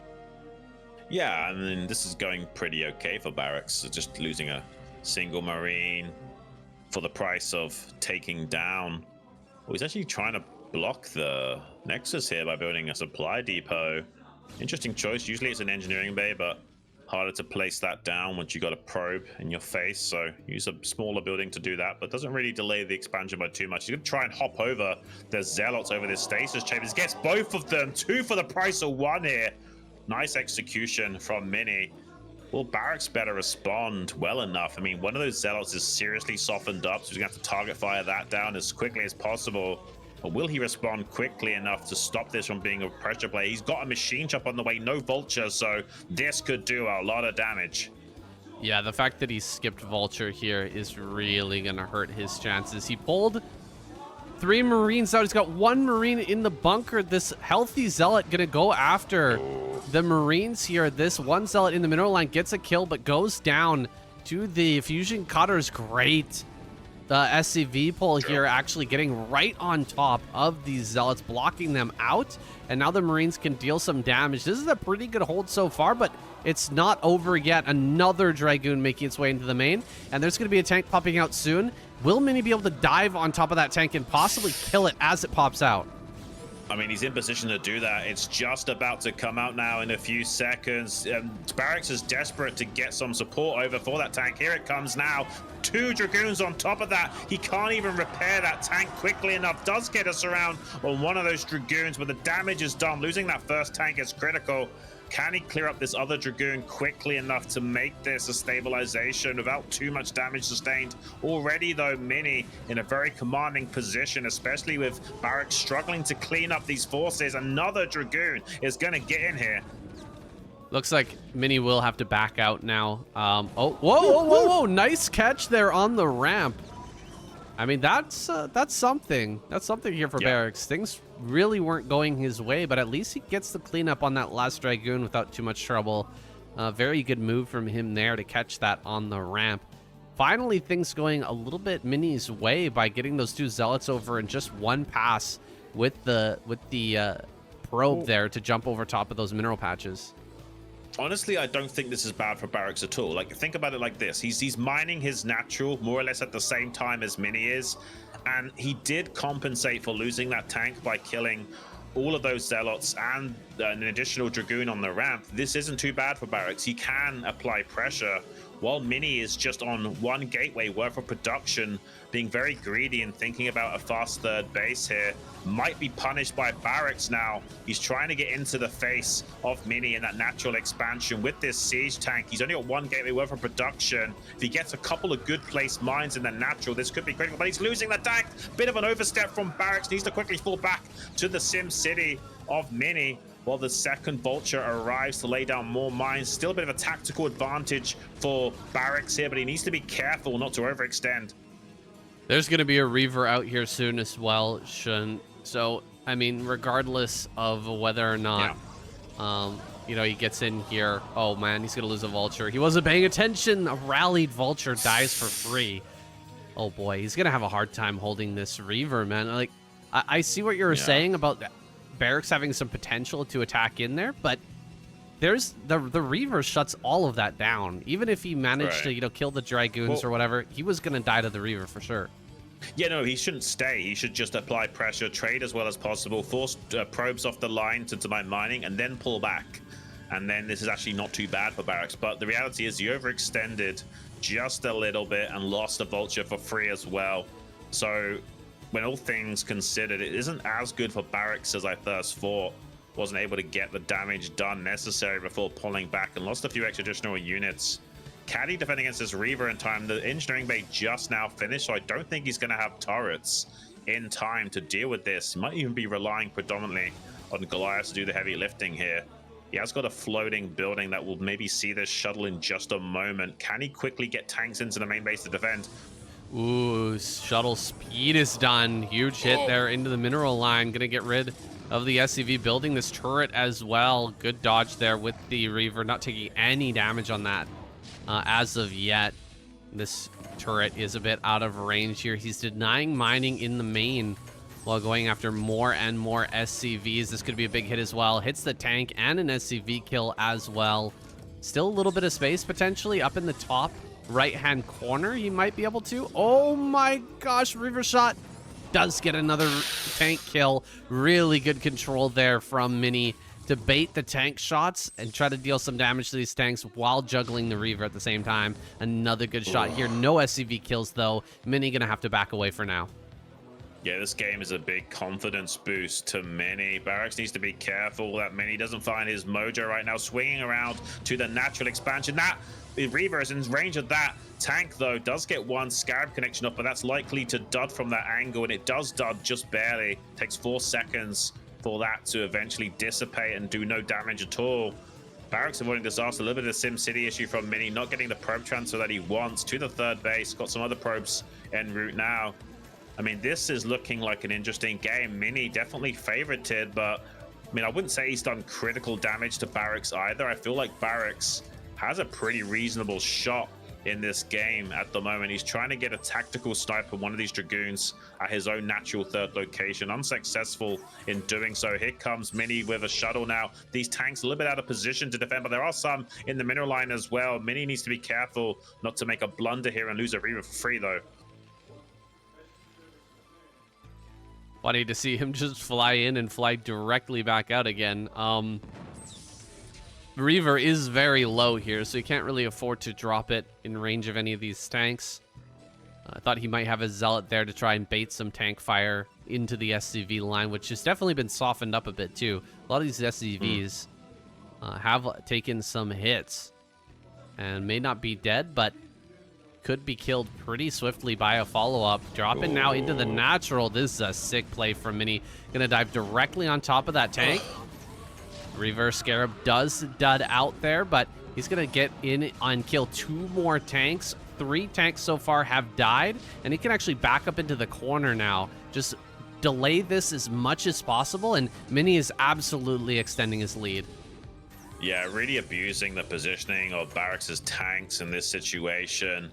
Barracks just now starting to get underway with his factory count and production, but denying mining for this long for the Terran at this junction means that there's going to be so much little gas in the tank available for Barracks, unfortunately, that he won't be able to cycle out enough units that he needs to. And Mini's churning away on 3 bases right now, getting additional speed shuttles, and has more than enough Reavers to slow down the advance of the Terran. So the fact that he's been able to control the tank count and the mining income this exceptionally well, Barracks is going to be hurting going forward.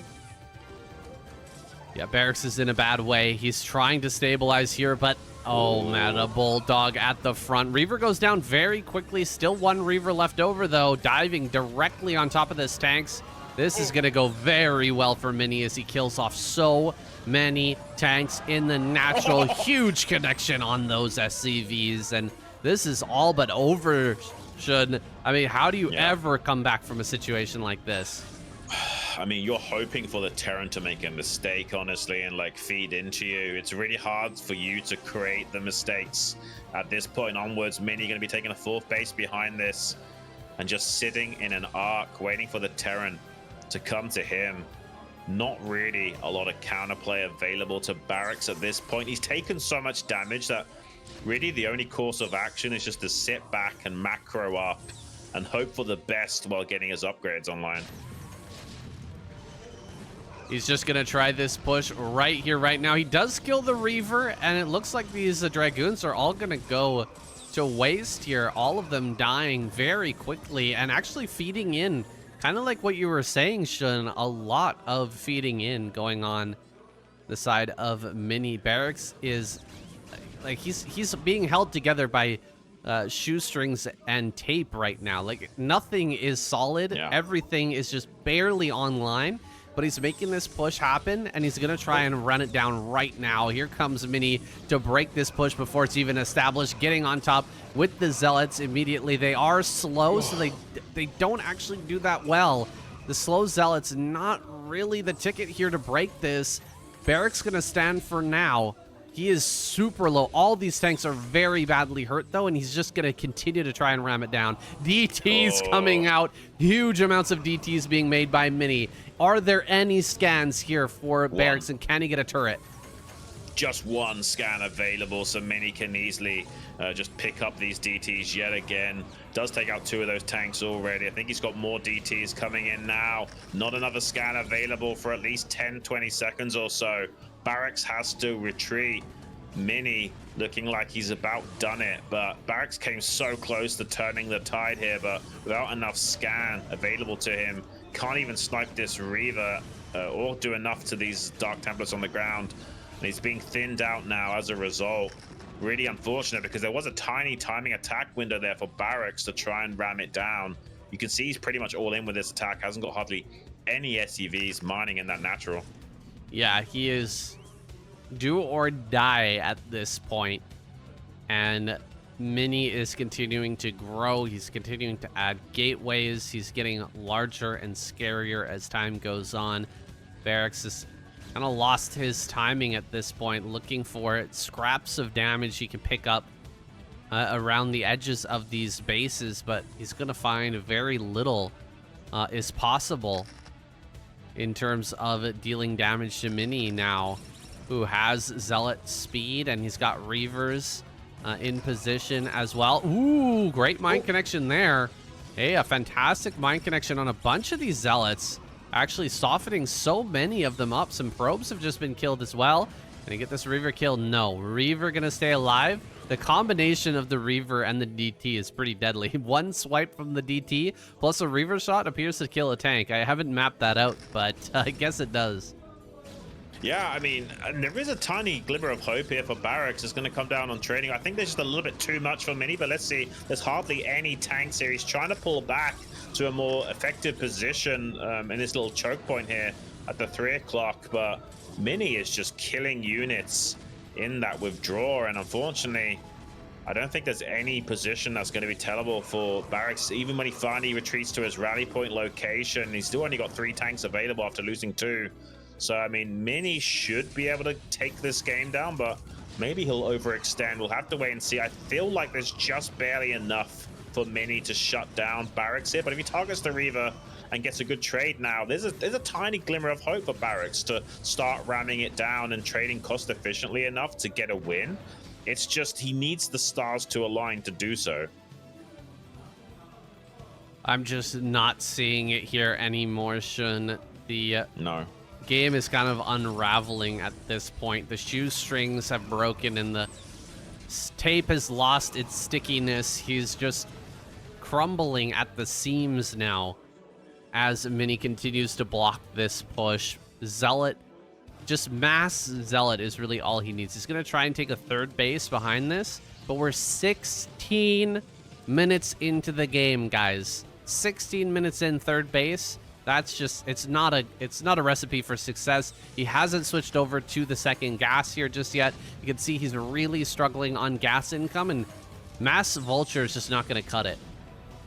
No, he's not even really mining his natural gas. I think he's going back to mining it a little bit now. He's predominantly relying on Vultures to do the heavy lifting, and there's just not a sizable enough tank count. He's going to try and transition with that third base, but Mini scouts and shuts that down real quickly as well.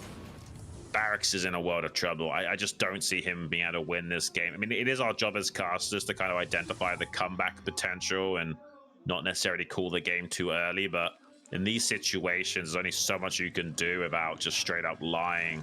So we're not going to do that. We're going to call it how it is. And the chances of Barracks coming back in this game are slim to none right now. Does manage to take out that Reaver.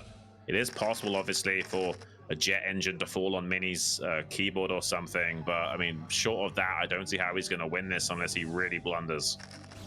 Yeah, even if mine connections land on every single Dragoon here and they all die in one massive explosion, I think the Zealots would still run him over. In fact, it looks like Zealots alone can take this fight and kill the remainder of these tanks. There's just not enough stuff here, and GG will have to be called. There it is, GG. Barracks taps out, and we're all tied up in this first series in the round of 8. We've got a real series on our hand now. A lot of confidence has been reestablished by Mini. He's still going to be feeling a little bit annoyed with the early games that didn't quite go his way, but after winning that game in that fashion, he's probably feeling like, okay, I should still be smashing this guy and don't need to worry too much here. Barracks going to be going over that replay, identifying where it all went wrong and how he should have handled that early pressure from Mini, slipping those 2 vultures in the back, sorry, the 2 zealots in the back with that probe over the stasis chamber. Really did make it hard for Barracks to ever get off the ground. And then the attack in the natural to deny the mining for that long, right as the factories were finishing up. There just wasn't enough steam in the engine of Barracks to really do anything from then on.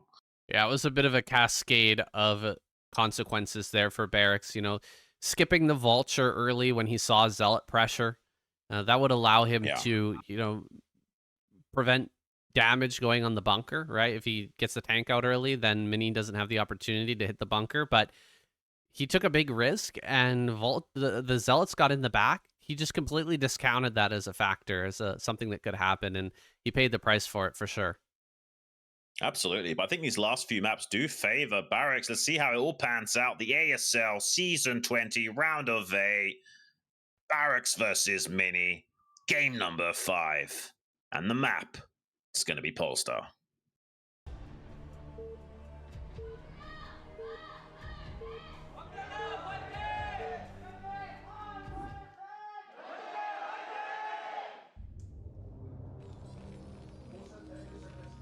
Barracks spawning here in the bottom left. Mini top right cross map situation on Polestar. Are we going to see another Nexus first here from Mini? He could certainly get away with it, and it would be a great way to start off here now that the series is all tied up. You could also go for something crazy. I mean, that's the thing. You never know when Mini's going to pull out just the wildest build you can possibly imagine. Like, even right now might be his opportunity to just go for, like, you know, double gateway in the middle of the map or something crazy like that. I honestly just don't think you can ever call anything with Mini. Like, he's personally responsible for the Earth to be sitting on its axis on a tilt to begin with. Like, this guy is just not stable, but sometimes in the best way possible. You never know when he's going to all of a sudden start playing some of the best games of StarCraft we've ever seen as well. So that could be happening in the remainder of this series. He had a little bit of shakiness in those early games, but could now be playing some exceptionally high level Protoss versus Terran. We got some love for it. Chastosis here in the crowd. You like Love to see it. Mini gonna be scouting bottom right now, and opening again with the gateway at the front, looking for some more pressure. Maybe thinking that Barracks wasn't quite up to snuff in dealing with that. I thought that Barracks did a very good job microing his early Marines against all the pressure that came from Mini, but maybe Mini thinks he can get something done this time. Yeah, maybe. I think he just doesn't want to allow Terran to get away with any greed. I don't think he wants Barracks to even be thinking about 14cc at any point in time. He's aware that these last few maps a little bit more on the macro side besides Dominator, but even Dominator, despite having that low ground main, is technically a more Terran sided map overall. So yeah, I mean, as long as Barracks plays his best, I feel like he can still take this whole series down, just because these last few maps do give a lot of hope for Barracks. Yeah, we might be seeing first kind of drawn out game here in this PVT. So far, it's been just wildness and a crazy back and forth in every single match. Both players just going at each other's throats immediately in the early game, and Barracks constantly being put in this weird position where he kind of has to go for the attack, right? He hasn't really had the option of grabbing, you know, a third base early on and, you know, playing a really strong macro game. It's been Mini kind of dictating what he has to do here, and now, again, kind of dictating the pace, coming in and dealing some damage to this first Marine, but not able to get a kill like he was previously. Barracks is getting even better at holding these attacks. And the reality is, this is a cross-map position where there was no Nexus first, and looks like Barracks is handling this pretty well. I mean, he always getting a couple of connections on those Marines there. He did force 2 SCVs off the line, so still a bit of a win for Mini. Definitely not too unhappy about how that. But I mean, let's be honest, this map, not too difficult to get a fast third gas online. So we could be seeing a really powerful macro game here from Barracks. And with the natural third being positioned as it is, it's not so easy to go for arbiters of recall as well, because you kind of have a natural perimeter set around your main base as Terran. And following that with the cross map, there's also not much room to go for carriers here from Mini. So I would say this is one of the better situations for Barracks. Yeah, I don't see Mini going like 2-base carrier again here. That would be pretty difficult. No. More likely we're going to end up seeing that very distinct style that's become so popular recently. Very early robos. Probably a 2 robo play with a whole bunch of zealots, high Templar, very quickly with Storm, and the opening with Reaver. I feel like that's probably the most likely thing we're going to get here, but I feel like that plays into Barracks' hand. He is just super solid when it comes to long macro games, and I don't think he's going to lose to Mini if he manages to get into a really good position here early. I mean, yeah, I mean, I like this opening from Barracks as well. He didn't take too much damage from the Zealot pressure of Mini. His third gas is pretty easy to take. He's going to apply a little bit of pressure now with a fake double here. Not necessarily a strong fake double, just 4 Marines with that tank.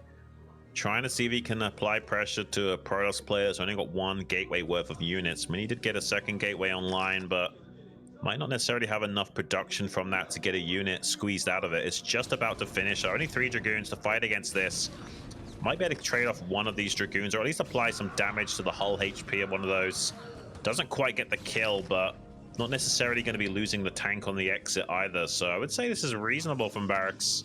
He's not really lost a lot here, and he has taken one of those Dragoons down to low. Yeah, I mean, he also didn't have to build a bunker here. He's put mines right in front of Mini's natural.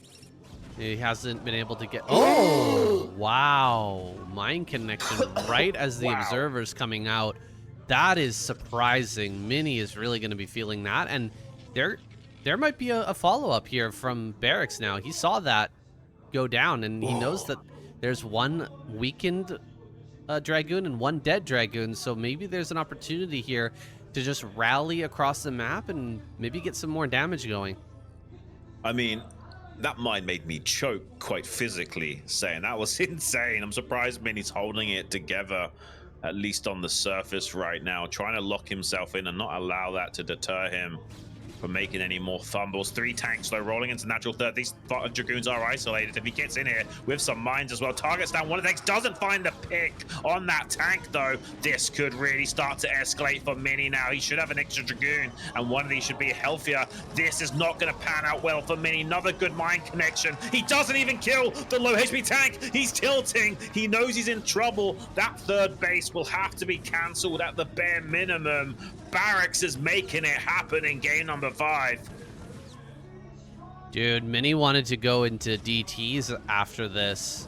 Was planning on getting some DTs out to try and take advantage of Barracks who's being so aggressive here. Now Barracks is right at the wall. He's killing the Dragoons. He's shooting down the probes. GG, that's it. 1 mistake is all it takes. 1 mine getting dragged into a pair of Dragoons at the early stages of the game, and it's all over. Mini is now down in the series. Crazy how kind of like on the knife's edge these matches really are. absolutely insane. You really don't know what's going to happen in the ASL. Just a testament to how hard this game StarCraft is. One tiny mistake like that can spell disaster. Everyone is always playing on a knife's edge while also trying to do somersaults on a tightrope. It's that insane. And Barracks now in a very commanding position. Match point. Just needs to pick up one win from these final two maps. And honestly, Dominator pretty favoriting Terran. We thought it would be a bit of a Protoss favored map back in the day with those pizza slices, high to low ground transitions. But we very quickly found out, look at that mind connection. We very quickly found out that That's Terran what players happened. actually could abuse the center. That's crazy how unlucky that is, man. That's really savage.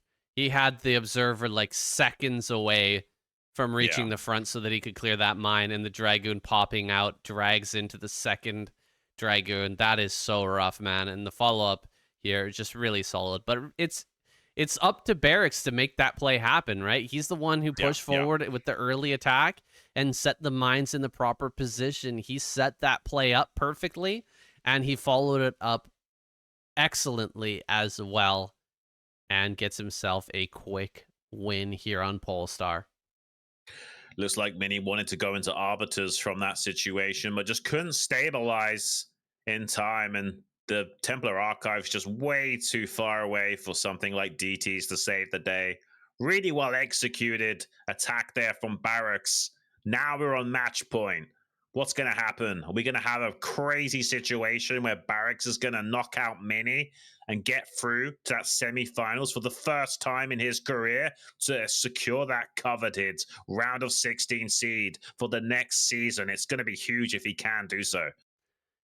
Yeah, it'll be fantastic for the Terrans out there as well to have one Terran at least in the round of 4. Guys, we're going to commercial break. We'll be right back.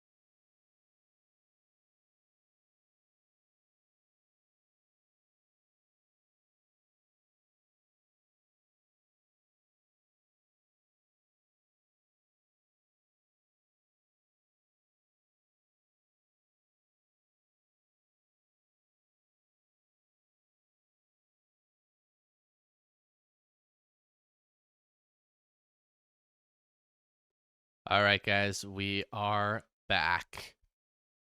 And it's match point here for Barracks. He's on the cusp of making history, getting his first round of 4 appearance, and keeping the Terran dream alive. Can he clutch it out here? Things have been going a little bit awry for Mini lately. He's had a few bad luck moments that have brought him to this point so far. He's had some good luck as well, but is he going to be able to keep focused on what he needs to do to close this one out? Can he actually bring this one back? Dominator is our next map, and he's got to have something special. I mean, what are we going to see here? This is a good map for, I have to say it, Xun. It's a good map for putting gateways in the middle of the map. Is he going to do it? I don't necessarily think so. I don't think Mini wants to gamble like that. We'll have to wait and see. I'm just so stoked for Barracks. It's hard not to root for this guy. Being the final Terran in the round of 8 and performing this good against Mini, I really do want him to go all the way. Having a few jitters here, getting ready for the match, throwing on his headset and throwing them off again. I'm not sure what he's doing. I hope he can stabilize his nerves and doesn't get too much adrenaline. Oh, he's getting maybe some sound issues. He's just checking that to make sure that everything is set up correctly. I think maybe there was a problem, maybe with the noise cancellation and those headphones, and making sure that he's not hearing the crowd as he shouldn't be. We'll have to see. He might have to get someone to come over there and help check him out. Looks like there was some kind of technical difficulties. Yeah, you don't want to start the game with some sort of technical difficulty for sure. Make sure that everything is dialed in before this game starts. It's a massive moment for Barracks, and so we'll give him some time here to just sort everything through. Get some help from a referee, make sure that that's all set up and we can get this game underway. But Xun, Dominator, what about that? What about that strategy? What was who was it? What, Tyson? The strategy where you check the mineral patch and then build gateways into your opponent's main base? Are we going to see something like that? Maybe. The ASL Season 20. Game number 6 in the round of 8. Barracks versus Mini. It's going to be dominated, guys. Let's get locked in like these players are.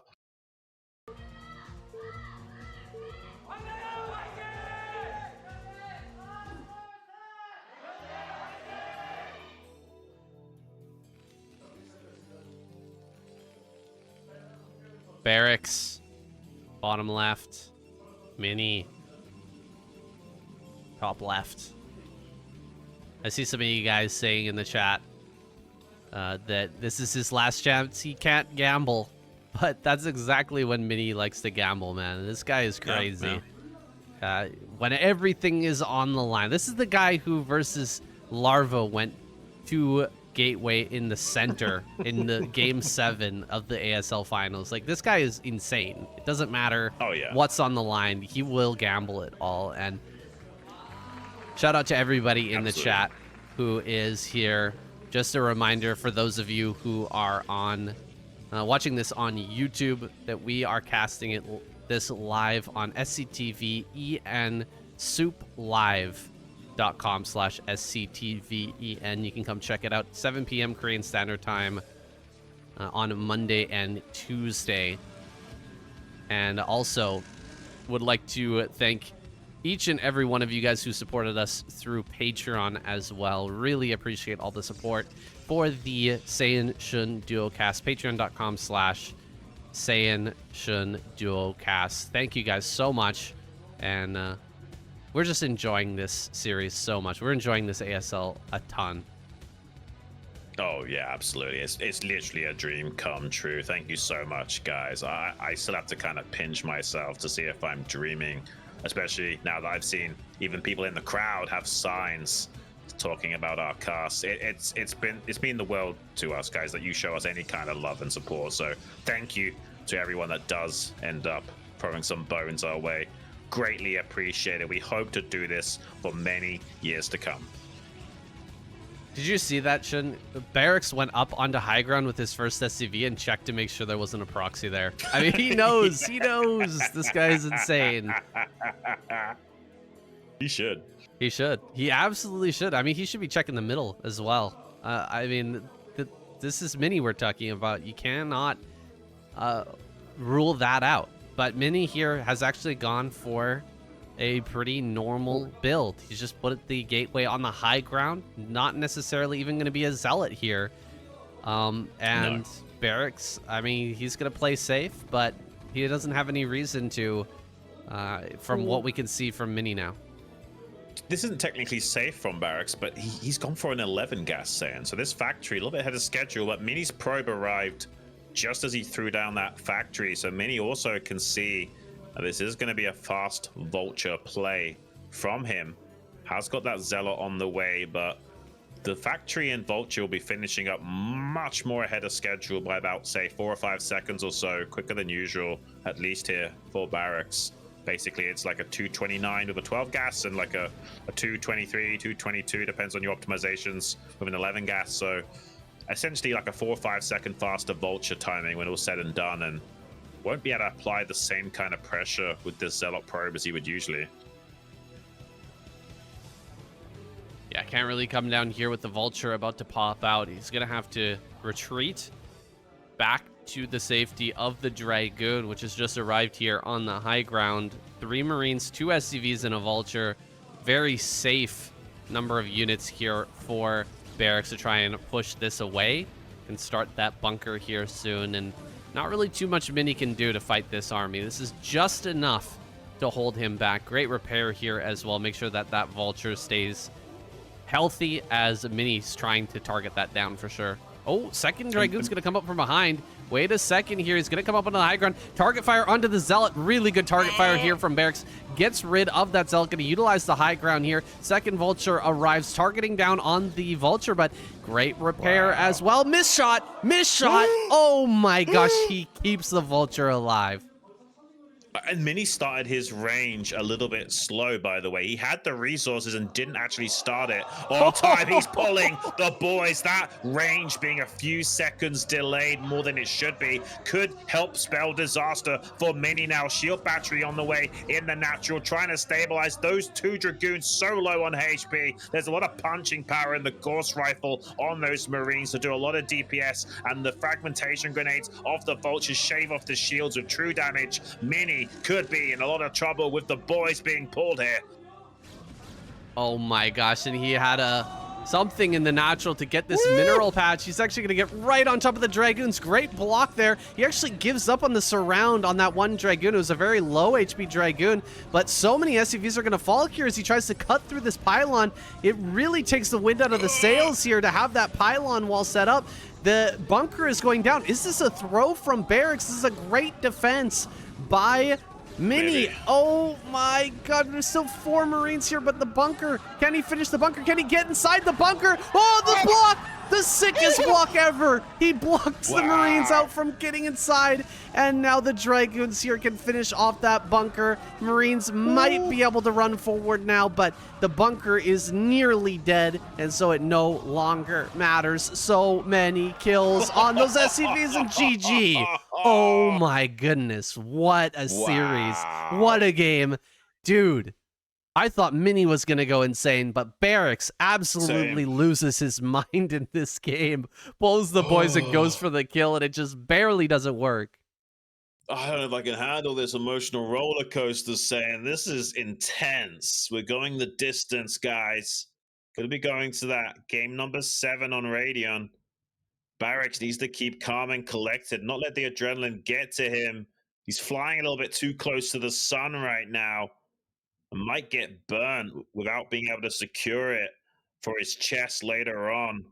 I hope this guy can just stay chill and perform at his A game in this final match. It's a great macro map for Terran, but Mini gonna be feeling great with smacking down the attack in that fashion. That was a beautiful hold. Yeah, really solid hold there. Really solid. Guys, I'm losing my voice. Hold on. Keep talking, Xun. Yeah, you do your thing, buddy. Have some water. But I'm just so blown away by Barracks in this series as well. Even if he doesn't necessarily get through to that round of 4, he's performed at a very high level here today, and almost taking a win there from Mini, like literally seconds away from into that semi-finals position and getting the seed to the next season. It's so close. I really want to see this guy go all the way.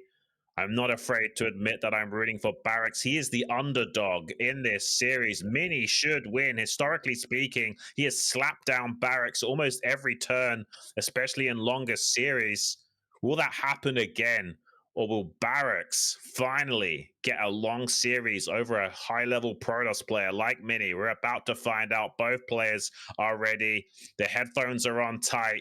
We're going to be jumping right into it, guys. This is game, match, and point. The ASL Season 20 Round of 8 final match between Barracks and Mini on Radeon. Let's get this show on the road.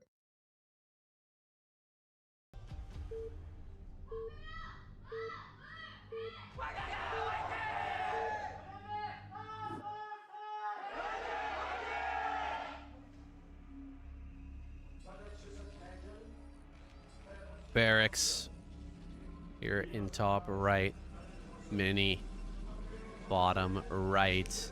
Just when you thought it couldn't get more exciting, Xun. Just when you thought that things were going to start to calm down, it gets turned up to the next level. Unbelievable that Barracks went for that. It's so out of character, I feel. So out of character. Who would expect Barracks to pull an all-in like that? I mean, he's almost leaping out of his seat. What? No way. He is going to 8 racks. He's going to do some kind of bunker rush this game, right? Like, he's going to 8 racks in the center. BBS? It could even be BBS. It could even be BBS. Let's see if he sends out a second SCV in a few seconds here after he starts this first Barracks. Yep. The SCV's coming. It's going to be a BBS, it looks like. Oh, my days. He's going to BBS at the 6 o'clock and kind of like flip the coin and hope that Mini is in the bottom hemisphere of the map. And indeed he is. This is going to get wild, Saiyan. This is super exciting. If Mini goes for a Nexus first in the final game, I mean, let's see. Is he going to make a Nexus first?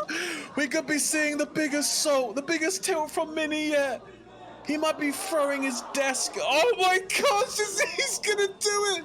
He's gonna go for a Nexus first against the BBS in the final match. This is how you beat Mini. You go even crazier than him. You say, okay, we're going up against Mini. Let's throw out a BBS game 7. He won't expect that. This is his move. It's unbelievable. This is a Terran's wet dream, saying, because this is the reality of the situation. Either Terran wins and they're happy that there's a Terran in the semi-finals, or he loses and this vindicates Terrans all around the world. What, you mean to tell me he can't win with a Proxy 2 racks against a Nexus first? Proxy BBS, yes, against the Nexus first. I'm sure he's gonna win this game, Xun. There's no way, right, that he could possibly lose. He's found him. I mean, we didn't even see a small glimmer of a smile on Barracks' face. He's all business right now as he goes for this all in. There's a forge being made. He's going to make a cannon. So he's actually planning to make the cannon on the low ground, but he hasn't even started it yet. He hasn't even started a pylon yet. So he is going to be way behind. He's actually waiting for this Nexus to finish. He wants it to finish so that he can deal maximum damage. Here it comes now. Is he just going to cancel, start making cannons on high ground?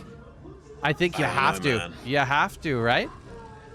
I don't even know. Oh, no, he didn't have a forge. Like Wait. He doesn't have a forge. He has to pull probes, saying he's going to try and drill the bunker, targeting down the probes as they try and get into position. He's been careful, avoid that drilling position on the south side of the bunker. Just barely escapes with one of those Marines' lives. Gets one in the bunker guaranteed. The other 2 can just shuffle back against the probes now. Mini in a lot of trouble. He has to stabilize, but with the bunker in the face of the gateway, he knows, he feels it. He can't believe that this is happening? How has Barracks got the steel balls weighted down in his trousers to go for a BBS on a massive macro map like this? It's insane. It's working low, and Mini doesn't even know how to process this at the moment.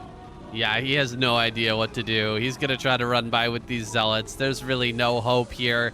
As this bunker finishes in range of the Nexus, it's all over.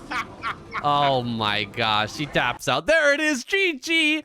Barracks goes through to the final four. Our first person to get in is Terran. Unbelievable. Unbelievable. He saves Terran. Unbelievable. In ASL 20. Wow. I've never been more excited for a Terran player, Saiyan. I mean, let's go, guys. He's slumping in his chair because, like, he's put so much energy and effort into finding a way of clawing this series away from Mini, and he's been successful. Look at how deflated Mini is on the other side of that stage, and well, he should be, because Mini just popped. I mean, Barracks just popped Mini's balloon. Barracks gave Mini a taste of his own medicine there. Like, pulling out a crazy proxy like that in game number 7 in a huge series. This is Mini's move, and he's stolen the thunder of so many different pro players with extremely crazy. Like, you would never expect a player to put it all on the line like this, but Barracks, he flips a coin. It wasn't quite a coin flip there, right? 2 out of 3 spawns would have been okay for a play like this. Well, but he gets he gets the right spot. I mean, some gamblers would say it's always a coin flip. You're either right or you're wrong, no matter what the odds are. That's just how this guy's literally crying. I don't know why that's so funny to me. A huge fan. I mean, oh my goodness. Chills in the audience there sign. Wow, guys, Barracks, for the first time in his career, is through to the semi-finals in the ASL Season 20, guaranteed seed into the round of 16 in ASL Season 21. And who knows, this guy might shock the world and go all the way. Don't sleep on him. He's the last hope for the Terran race, keeping them in the running here for that ASL title. This was an amazing hold by Barracks. Going all in like this was, like I said before, completely out of character, but it didn't quite work. It set him up, though, for that BBS. Like, the crazy aggressive play here of Barracks just gave Mini a bit of a sense that, like, you're not going to go for something like this again. You're going to be safe. You're going to try and play out a long game. And I'm just going to get a nice cheeky Nexus first against you. Yeah. It just was not. It just was completely unexpected. Like, how the heck can you expect this if you're playing from Mini's point of view? You can't. I mean, and the reality is that's so cathartic for so many Terrans around the world, punishing a Nexus first in this fashion with this much on the line, saying there's Terrans around the world wishing they were wearing bras so they could whip them off and swing them around above their heads, saying this is insane from Barracks. The kahunas on this guy to do it with everything on the line. You gotta respect it. This man is an animal. Yeah, it's absolutely insane that he went this hard at the end of the series. Again, this is a Mini move, and he pulled it out and actually got the win with it. Just crazy to witness. Like, how can this tournament get any more wild and wacky? We're going to find out, I guess, as we go into our next game. Our next series coming up tomorrow. Snow. I mean, yeah, I could certainly be crazy.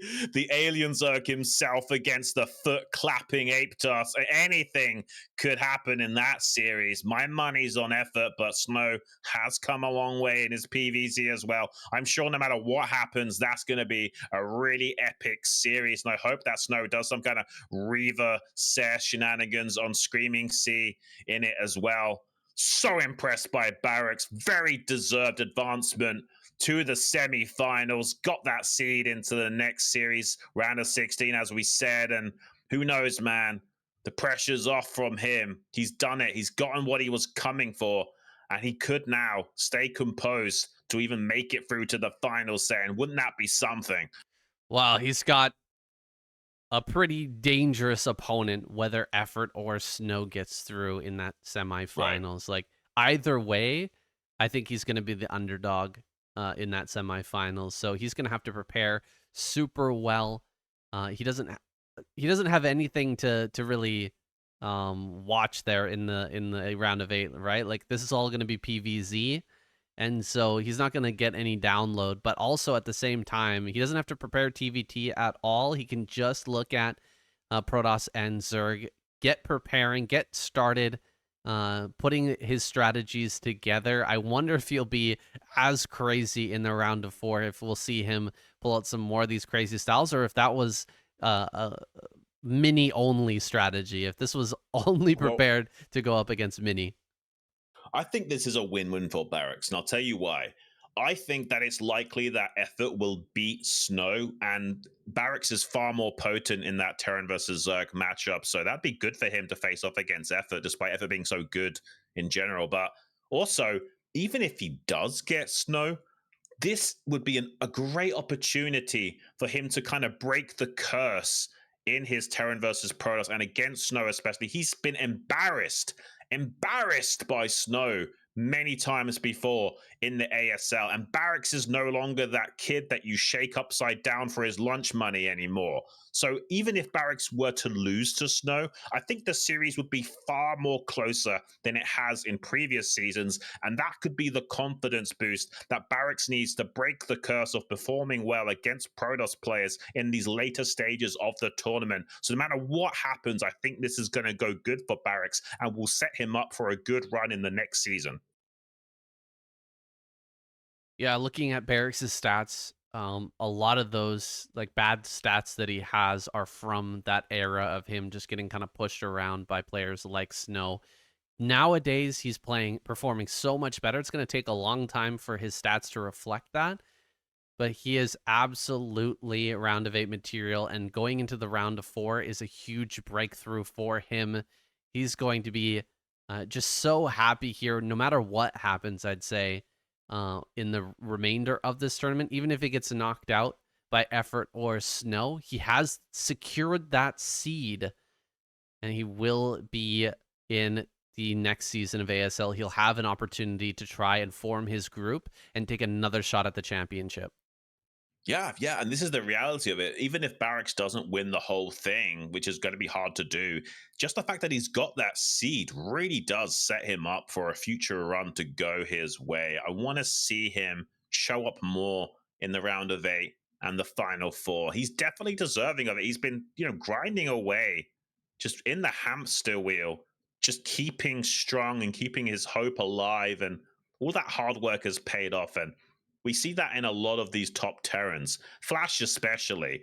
Flash has, even gone on record himself saying, I'm actually not this genius, talented guy that you think I am. I just worked my ass off. And that's true. The genius came from the hard work mainly. Yes, there's a lot of these guys that are also very talented and very smart, and they work hard, and it all kind of comes together. That's kind of life, especially in the zero-sum scenes. You need to have hard work, talent, and a bit of luck to really make it. But the majority of the time, you can't have all three. And a lot of these top Terrans don't usually have that. So there's only a few players like maybe Nada that has come close to having the genius, the talent, the luck, as well as the ethic. But most of his wins came from a time he wasn't training much either. So it's rare that you have all three as a Terran player. So I think Barracks, grinding the way that he has been, he's almost coming into his own. And I feel like he's so close to almost getting to the highest echelons of play that a Terran can. He just needs to stick with it for another season or two. Well, this might be his best chance to get through and win a championship, man. Like, things are starting to go his way, right? Like, it is that mix, right? Hard work, skill, and a bit of luck. You need that luck aspect, and he got lucky a bit in this series, right? Some things went wrong for him, but some really key moments went right as well. That mind connection on the Dragoon right before the push was coming out in that game on Polestar. There was also the Reaver that died to the mine that didn't end up in coming the to natural a, metropolis. that didn't end up coming to a victory, right? He ended up losing that game. But I mean, I'm just talking about different lucky things that have happened for Barracks in this series. He flipped a coin and it happened to come up heads when he built that BBS down at the bottom side of a Radeon. It's a 2 out of 3 chance that you get lucky and are in close positions, and he managed to take that win because of that bit of extra luck. And that's what you need to be a great player. You need a bit of luck as well to get through an ASL like this. And if things keep going his way, maybe he can get past Effort or Snow in this next round. Yeah, but even though there is those small, luck factors, as long as you keep grinding it out, eventually you're going to get your ASL win if you do deserve it. But having a little bit of lady luck at your back goes a long way. I bet you there's so many Barracks fans around the world absolutely ecstatic right now. They know how hard this guy has worked and the beatings he's endured to be here today. The reality is that to become a great StarCraft player, you're basically like a sword in the forge, just getting hammered and shaped into something that either represents a weapon or just a slag piece of metal that's useless. And more often than not, it's the latter.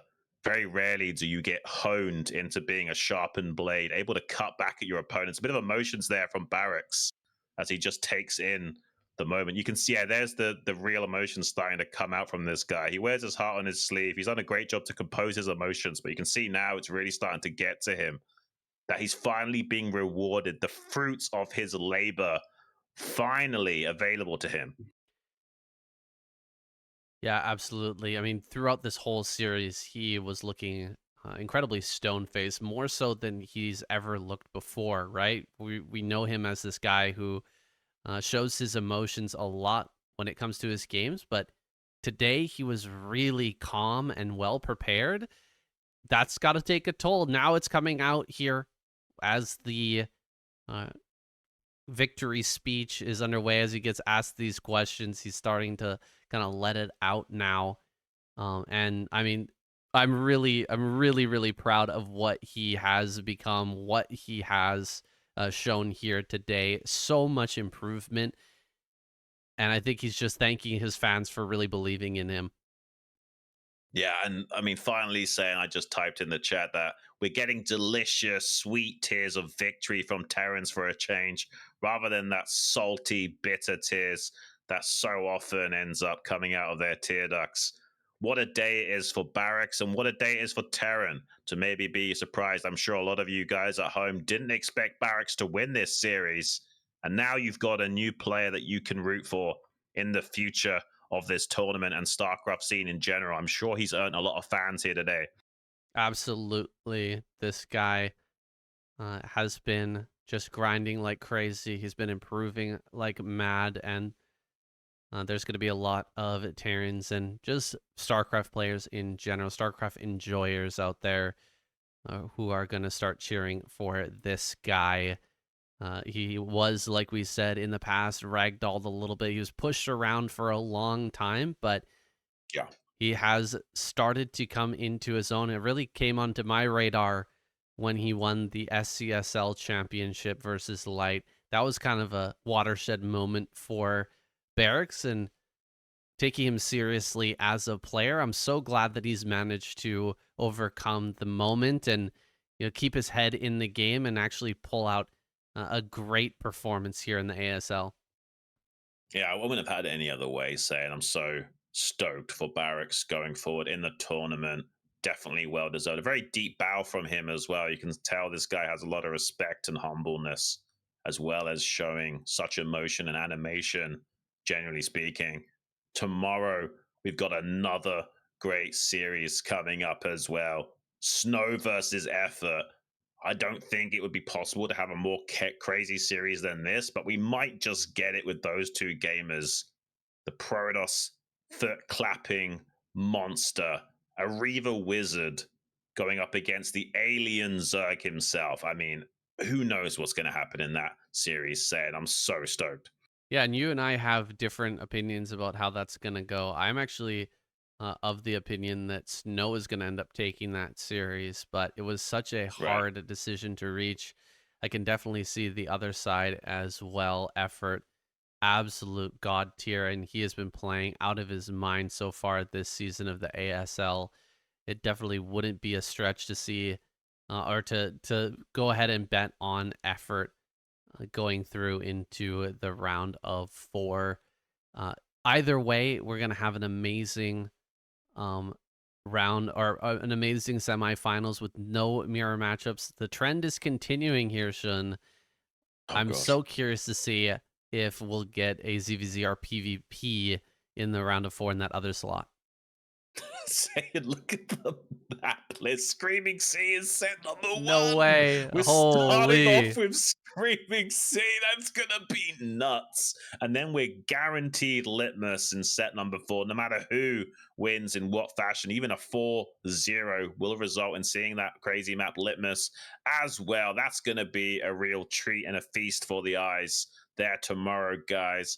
Don't miss it. Come and watch us live over at souplive.com/SCTVE. We'd love to have you there if you are watching on YouTube. Check the time, see if you can make it. No worries if you can't. It's 11 in the morning for me, British summertime, but obviously around the world, it's going to be varying for you guys, especially those North Atlantic players. Might not be able to make it, but if you can show up, come hang out in the chat with us and enjoy some great games of StarCraft. This season of ASL has been truly epic, Sam. Yeah, it's really special to be here live, Xun, and just watch it unfold as it happens. I'm really enjoying the series so far. This ASL has been fantastic, and it's going to get even better. I mean, I can't even imagine who's going to end up winning in Snow versus Effort. I could see it going either way, but I would be shocked if it wasn't a best of 7. Absolutely epic, insane series between those two. And the other matchups in this lineup, I mean, same thing goes for Soma versus Best. This is going to be so much fun, Xun. I can't wait. Yeah, it's going to be even more special than that Google Play points code, Glass. I don't know if that works for people outside of Korea. Maybe try it, see if you get some Google Play points. I think you get 1,000 points for free or something. Go check it out. I don't even know. But I mean, I can't even wait for tomorrow. I had a hard time sleeping for today's game. I imagine I'm going to be having another hard time getting some sleep. It's like being a kid at Christmas where you can't even wait to open your presents the next morning. It's that good.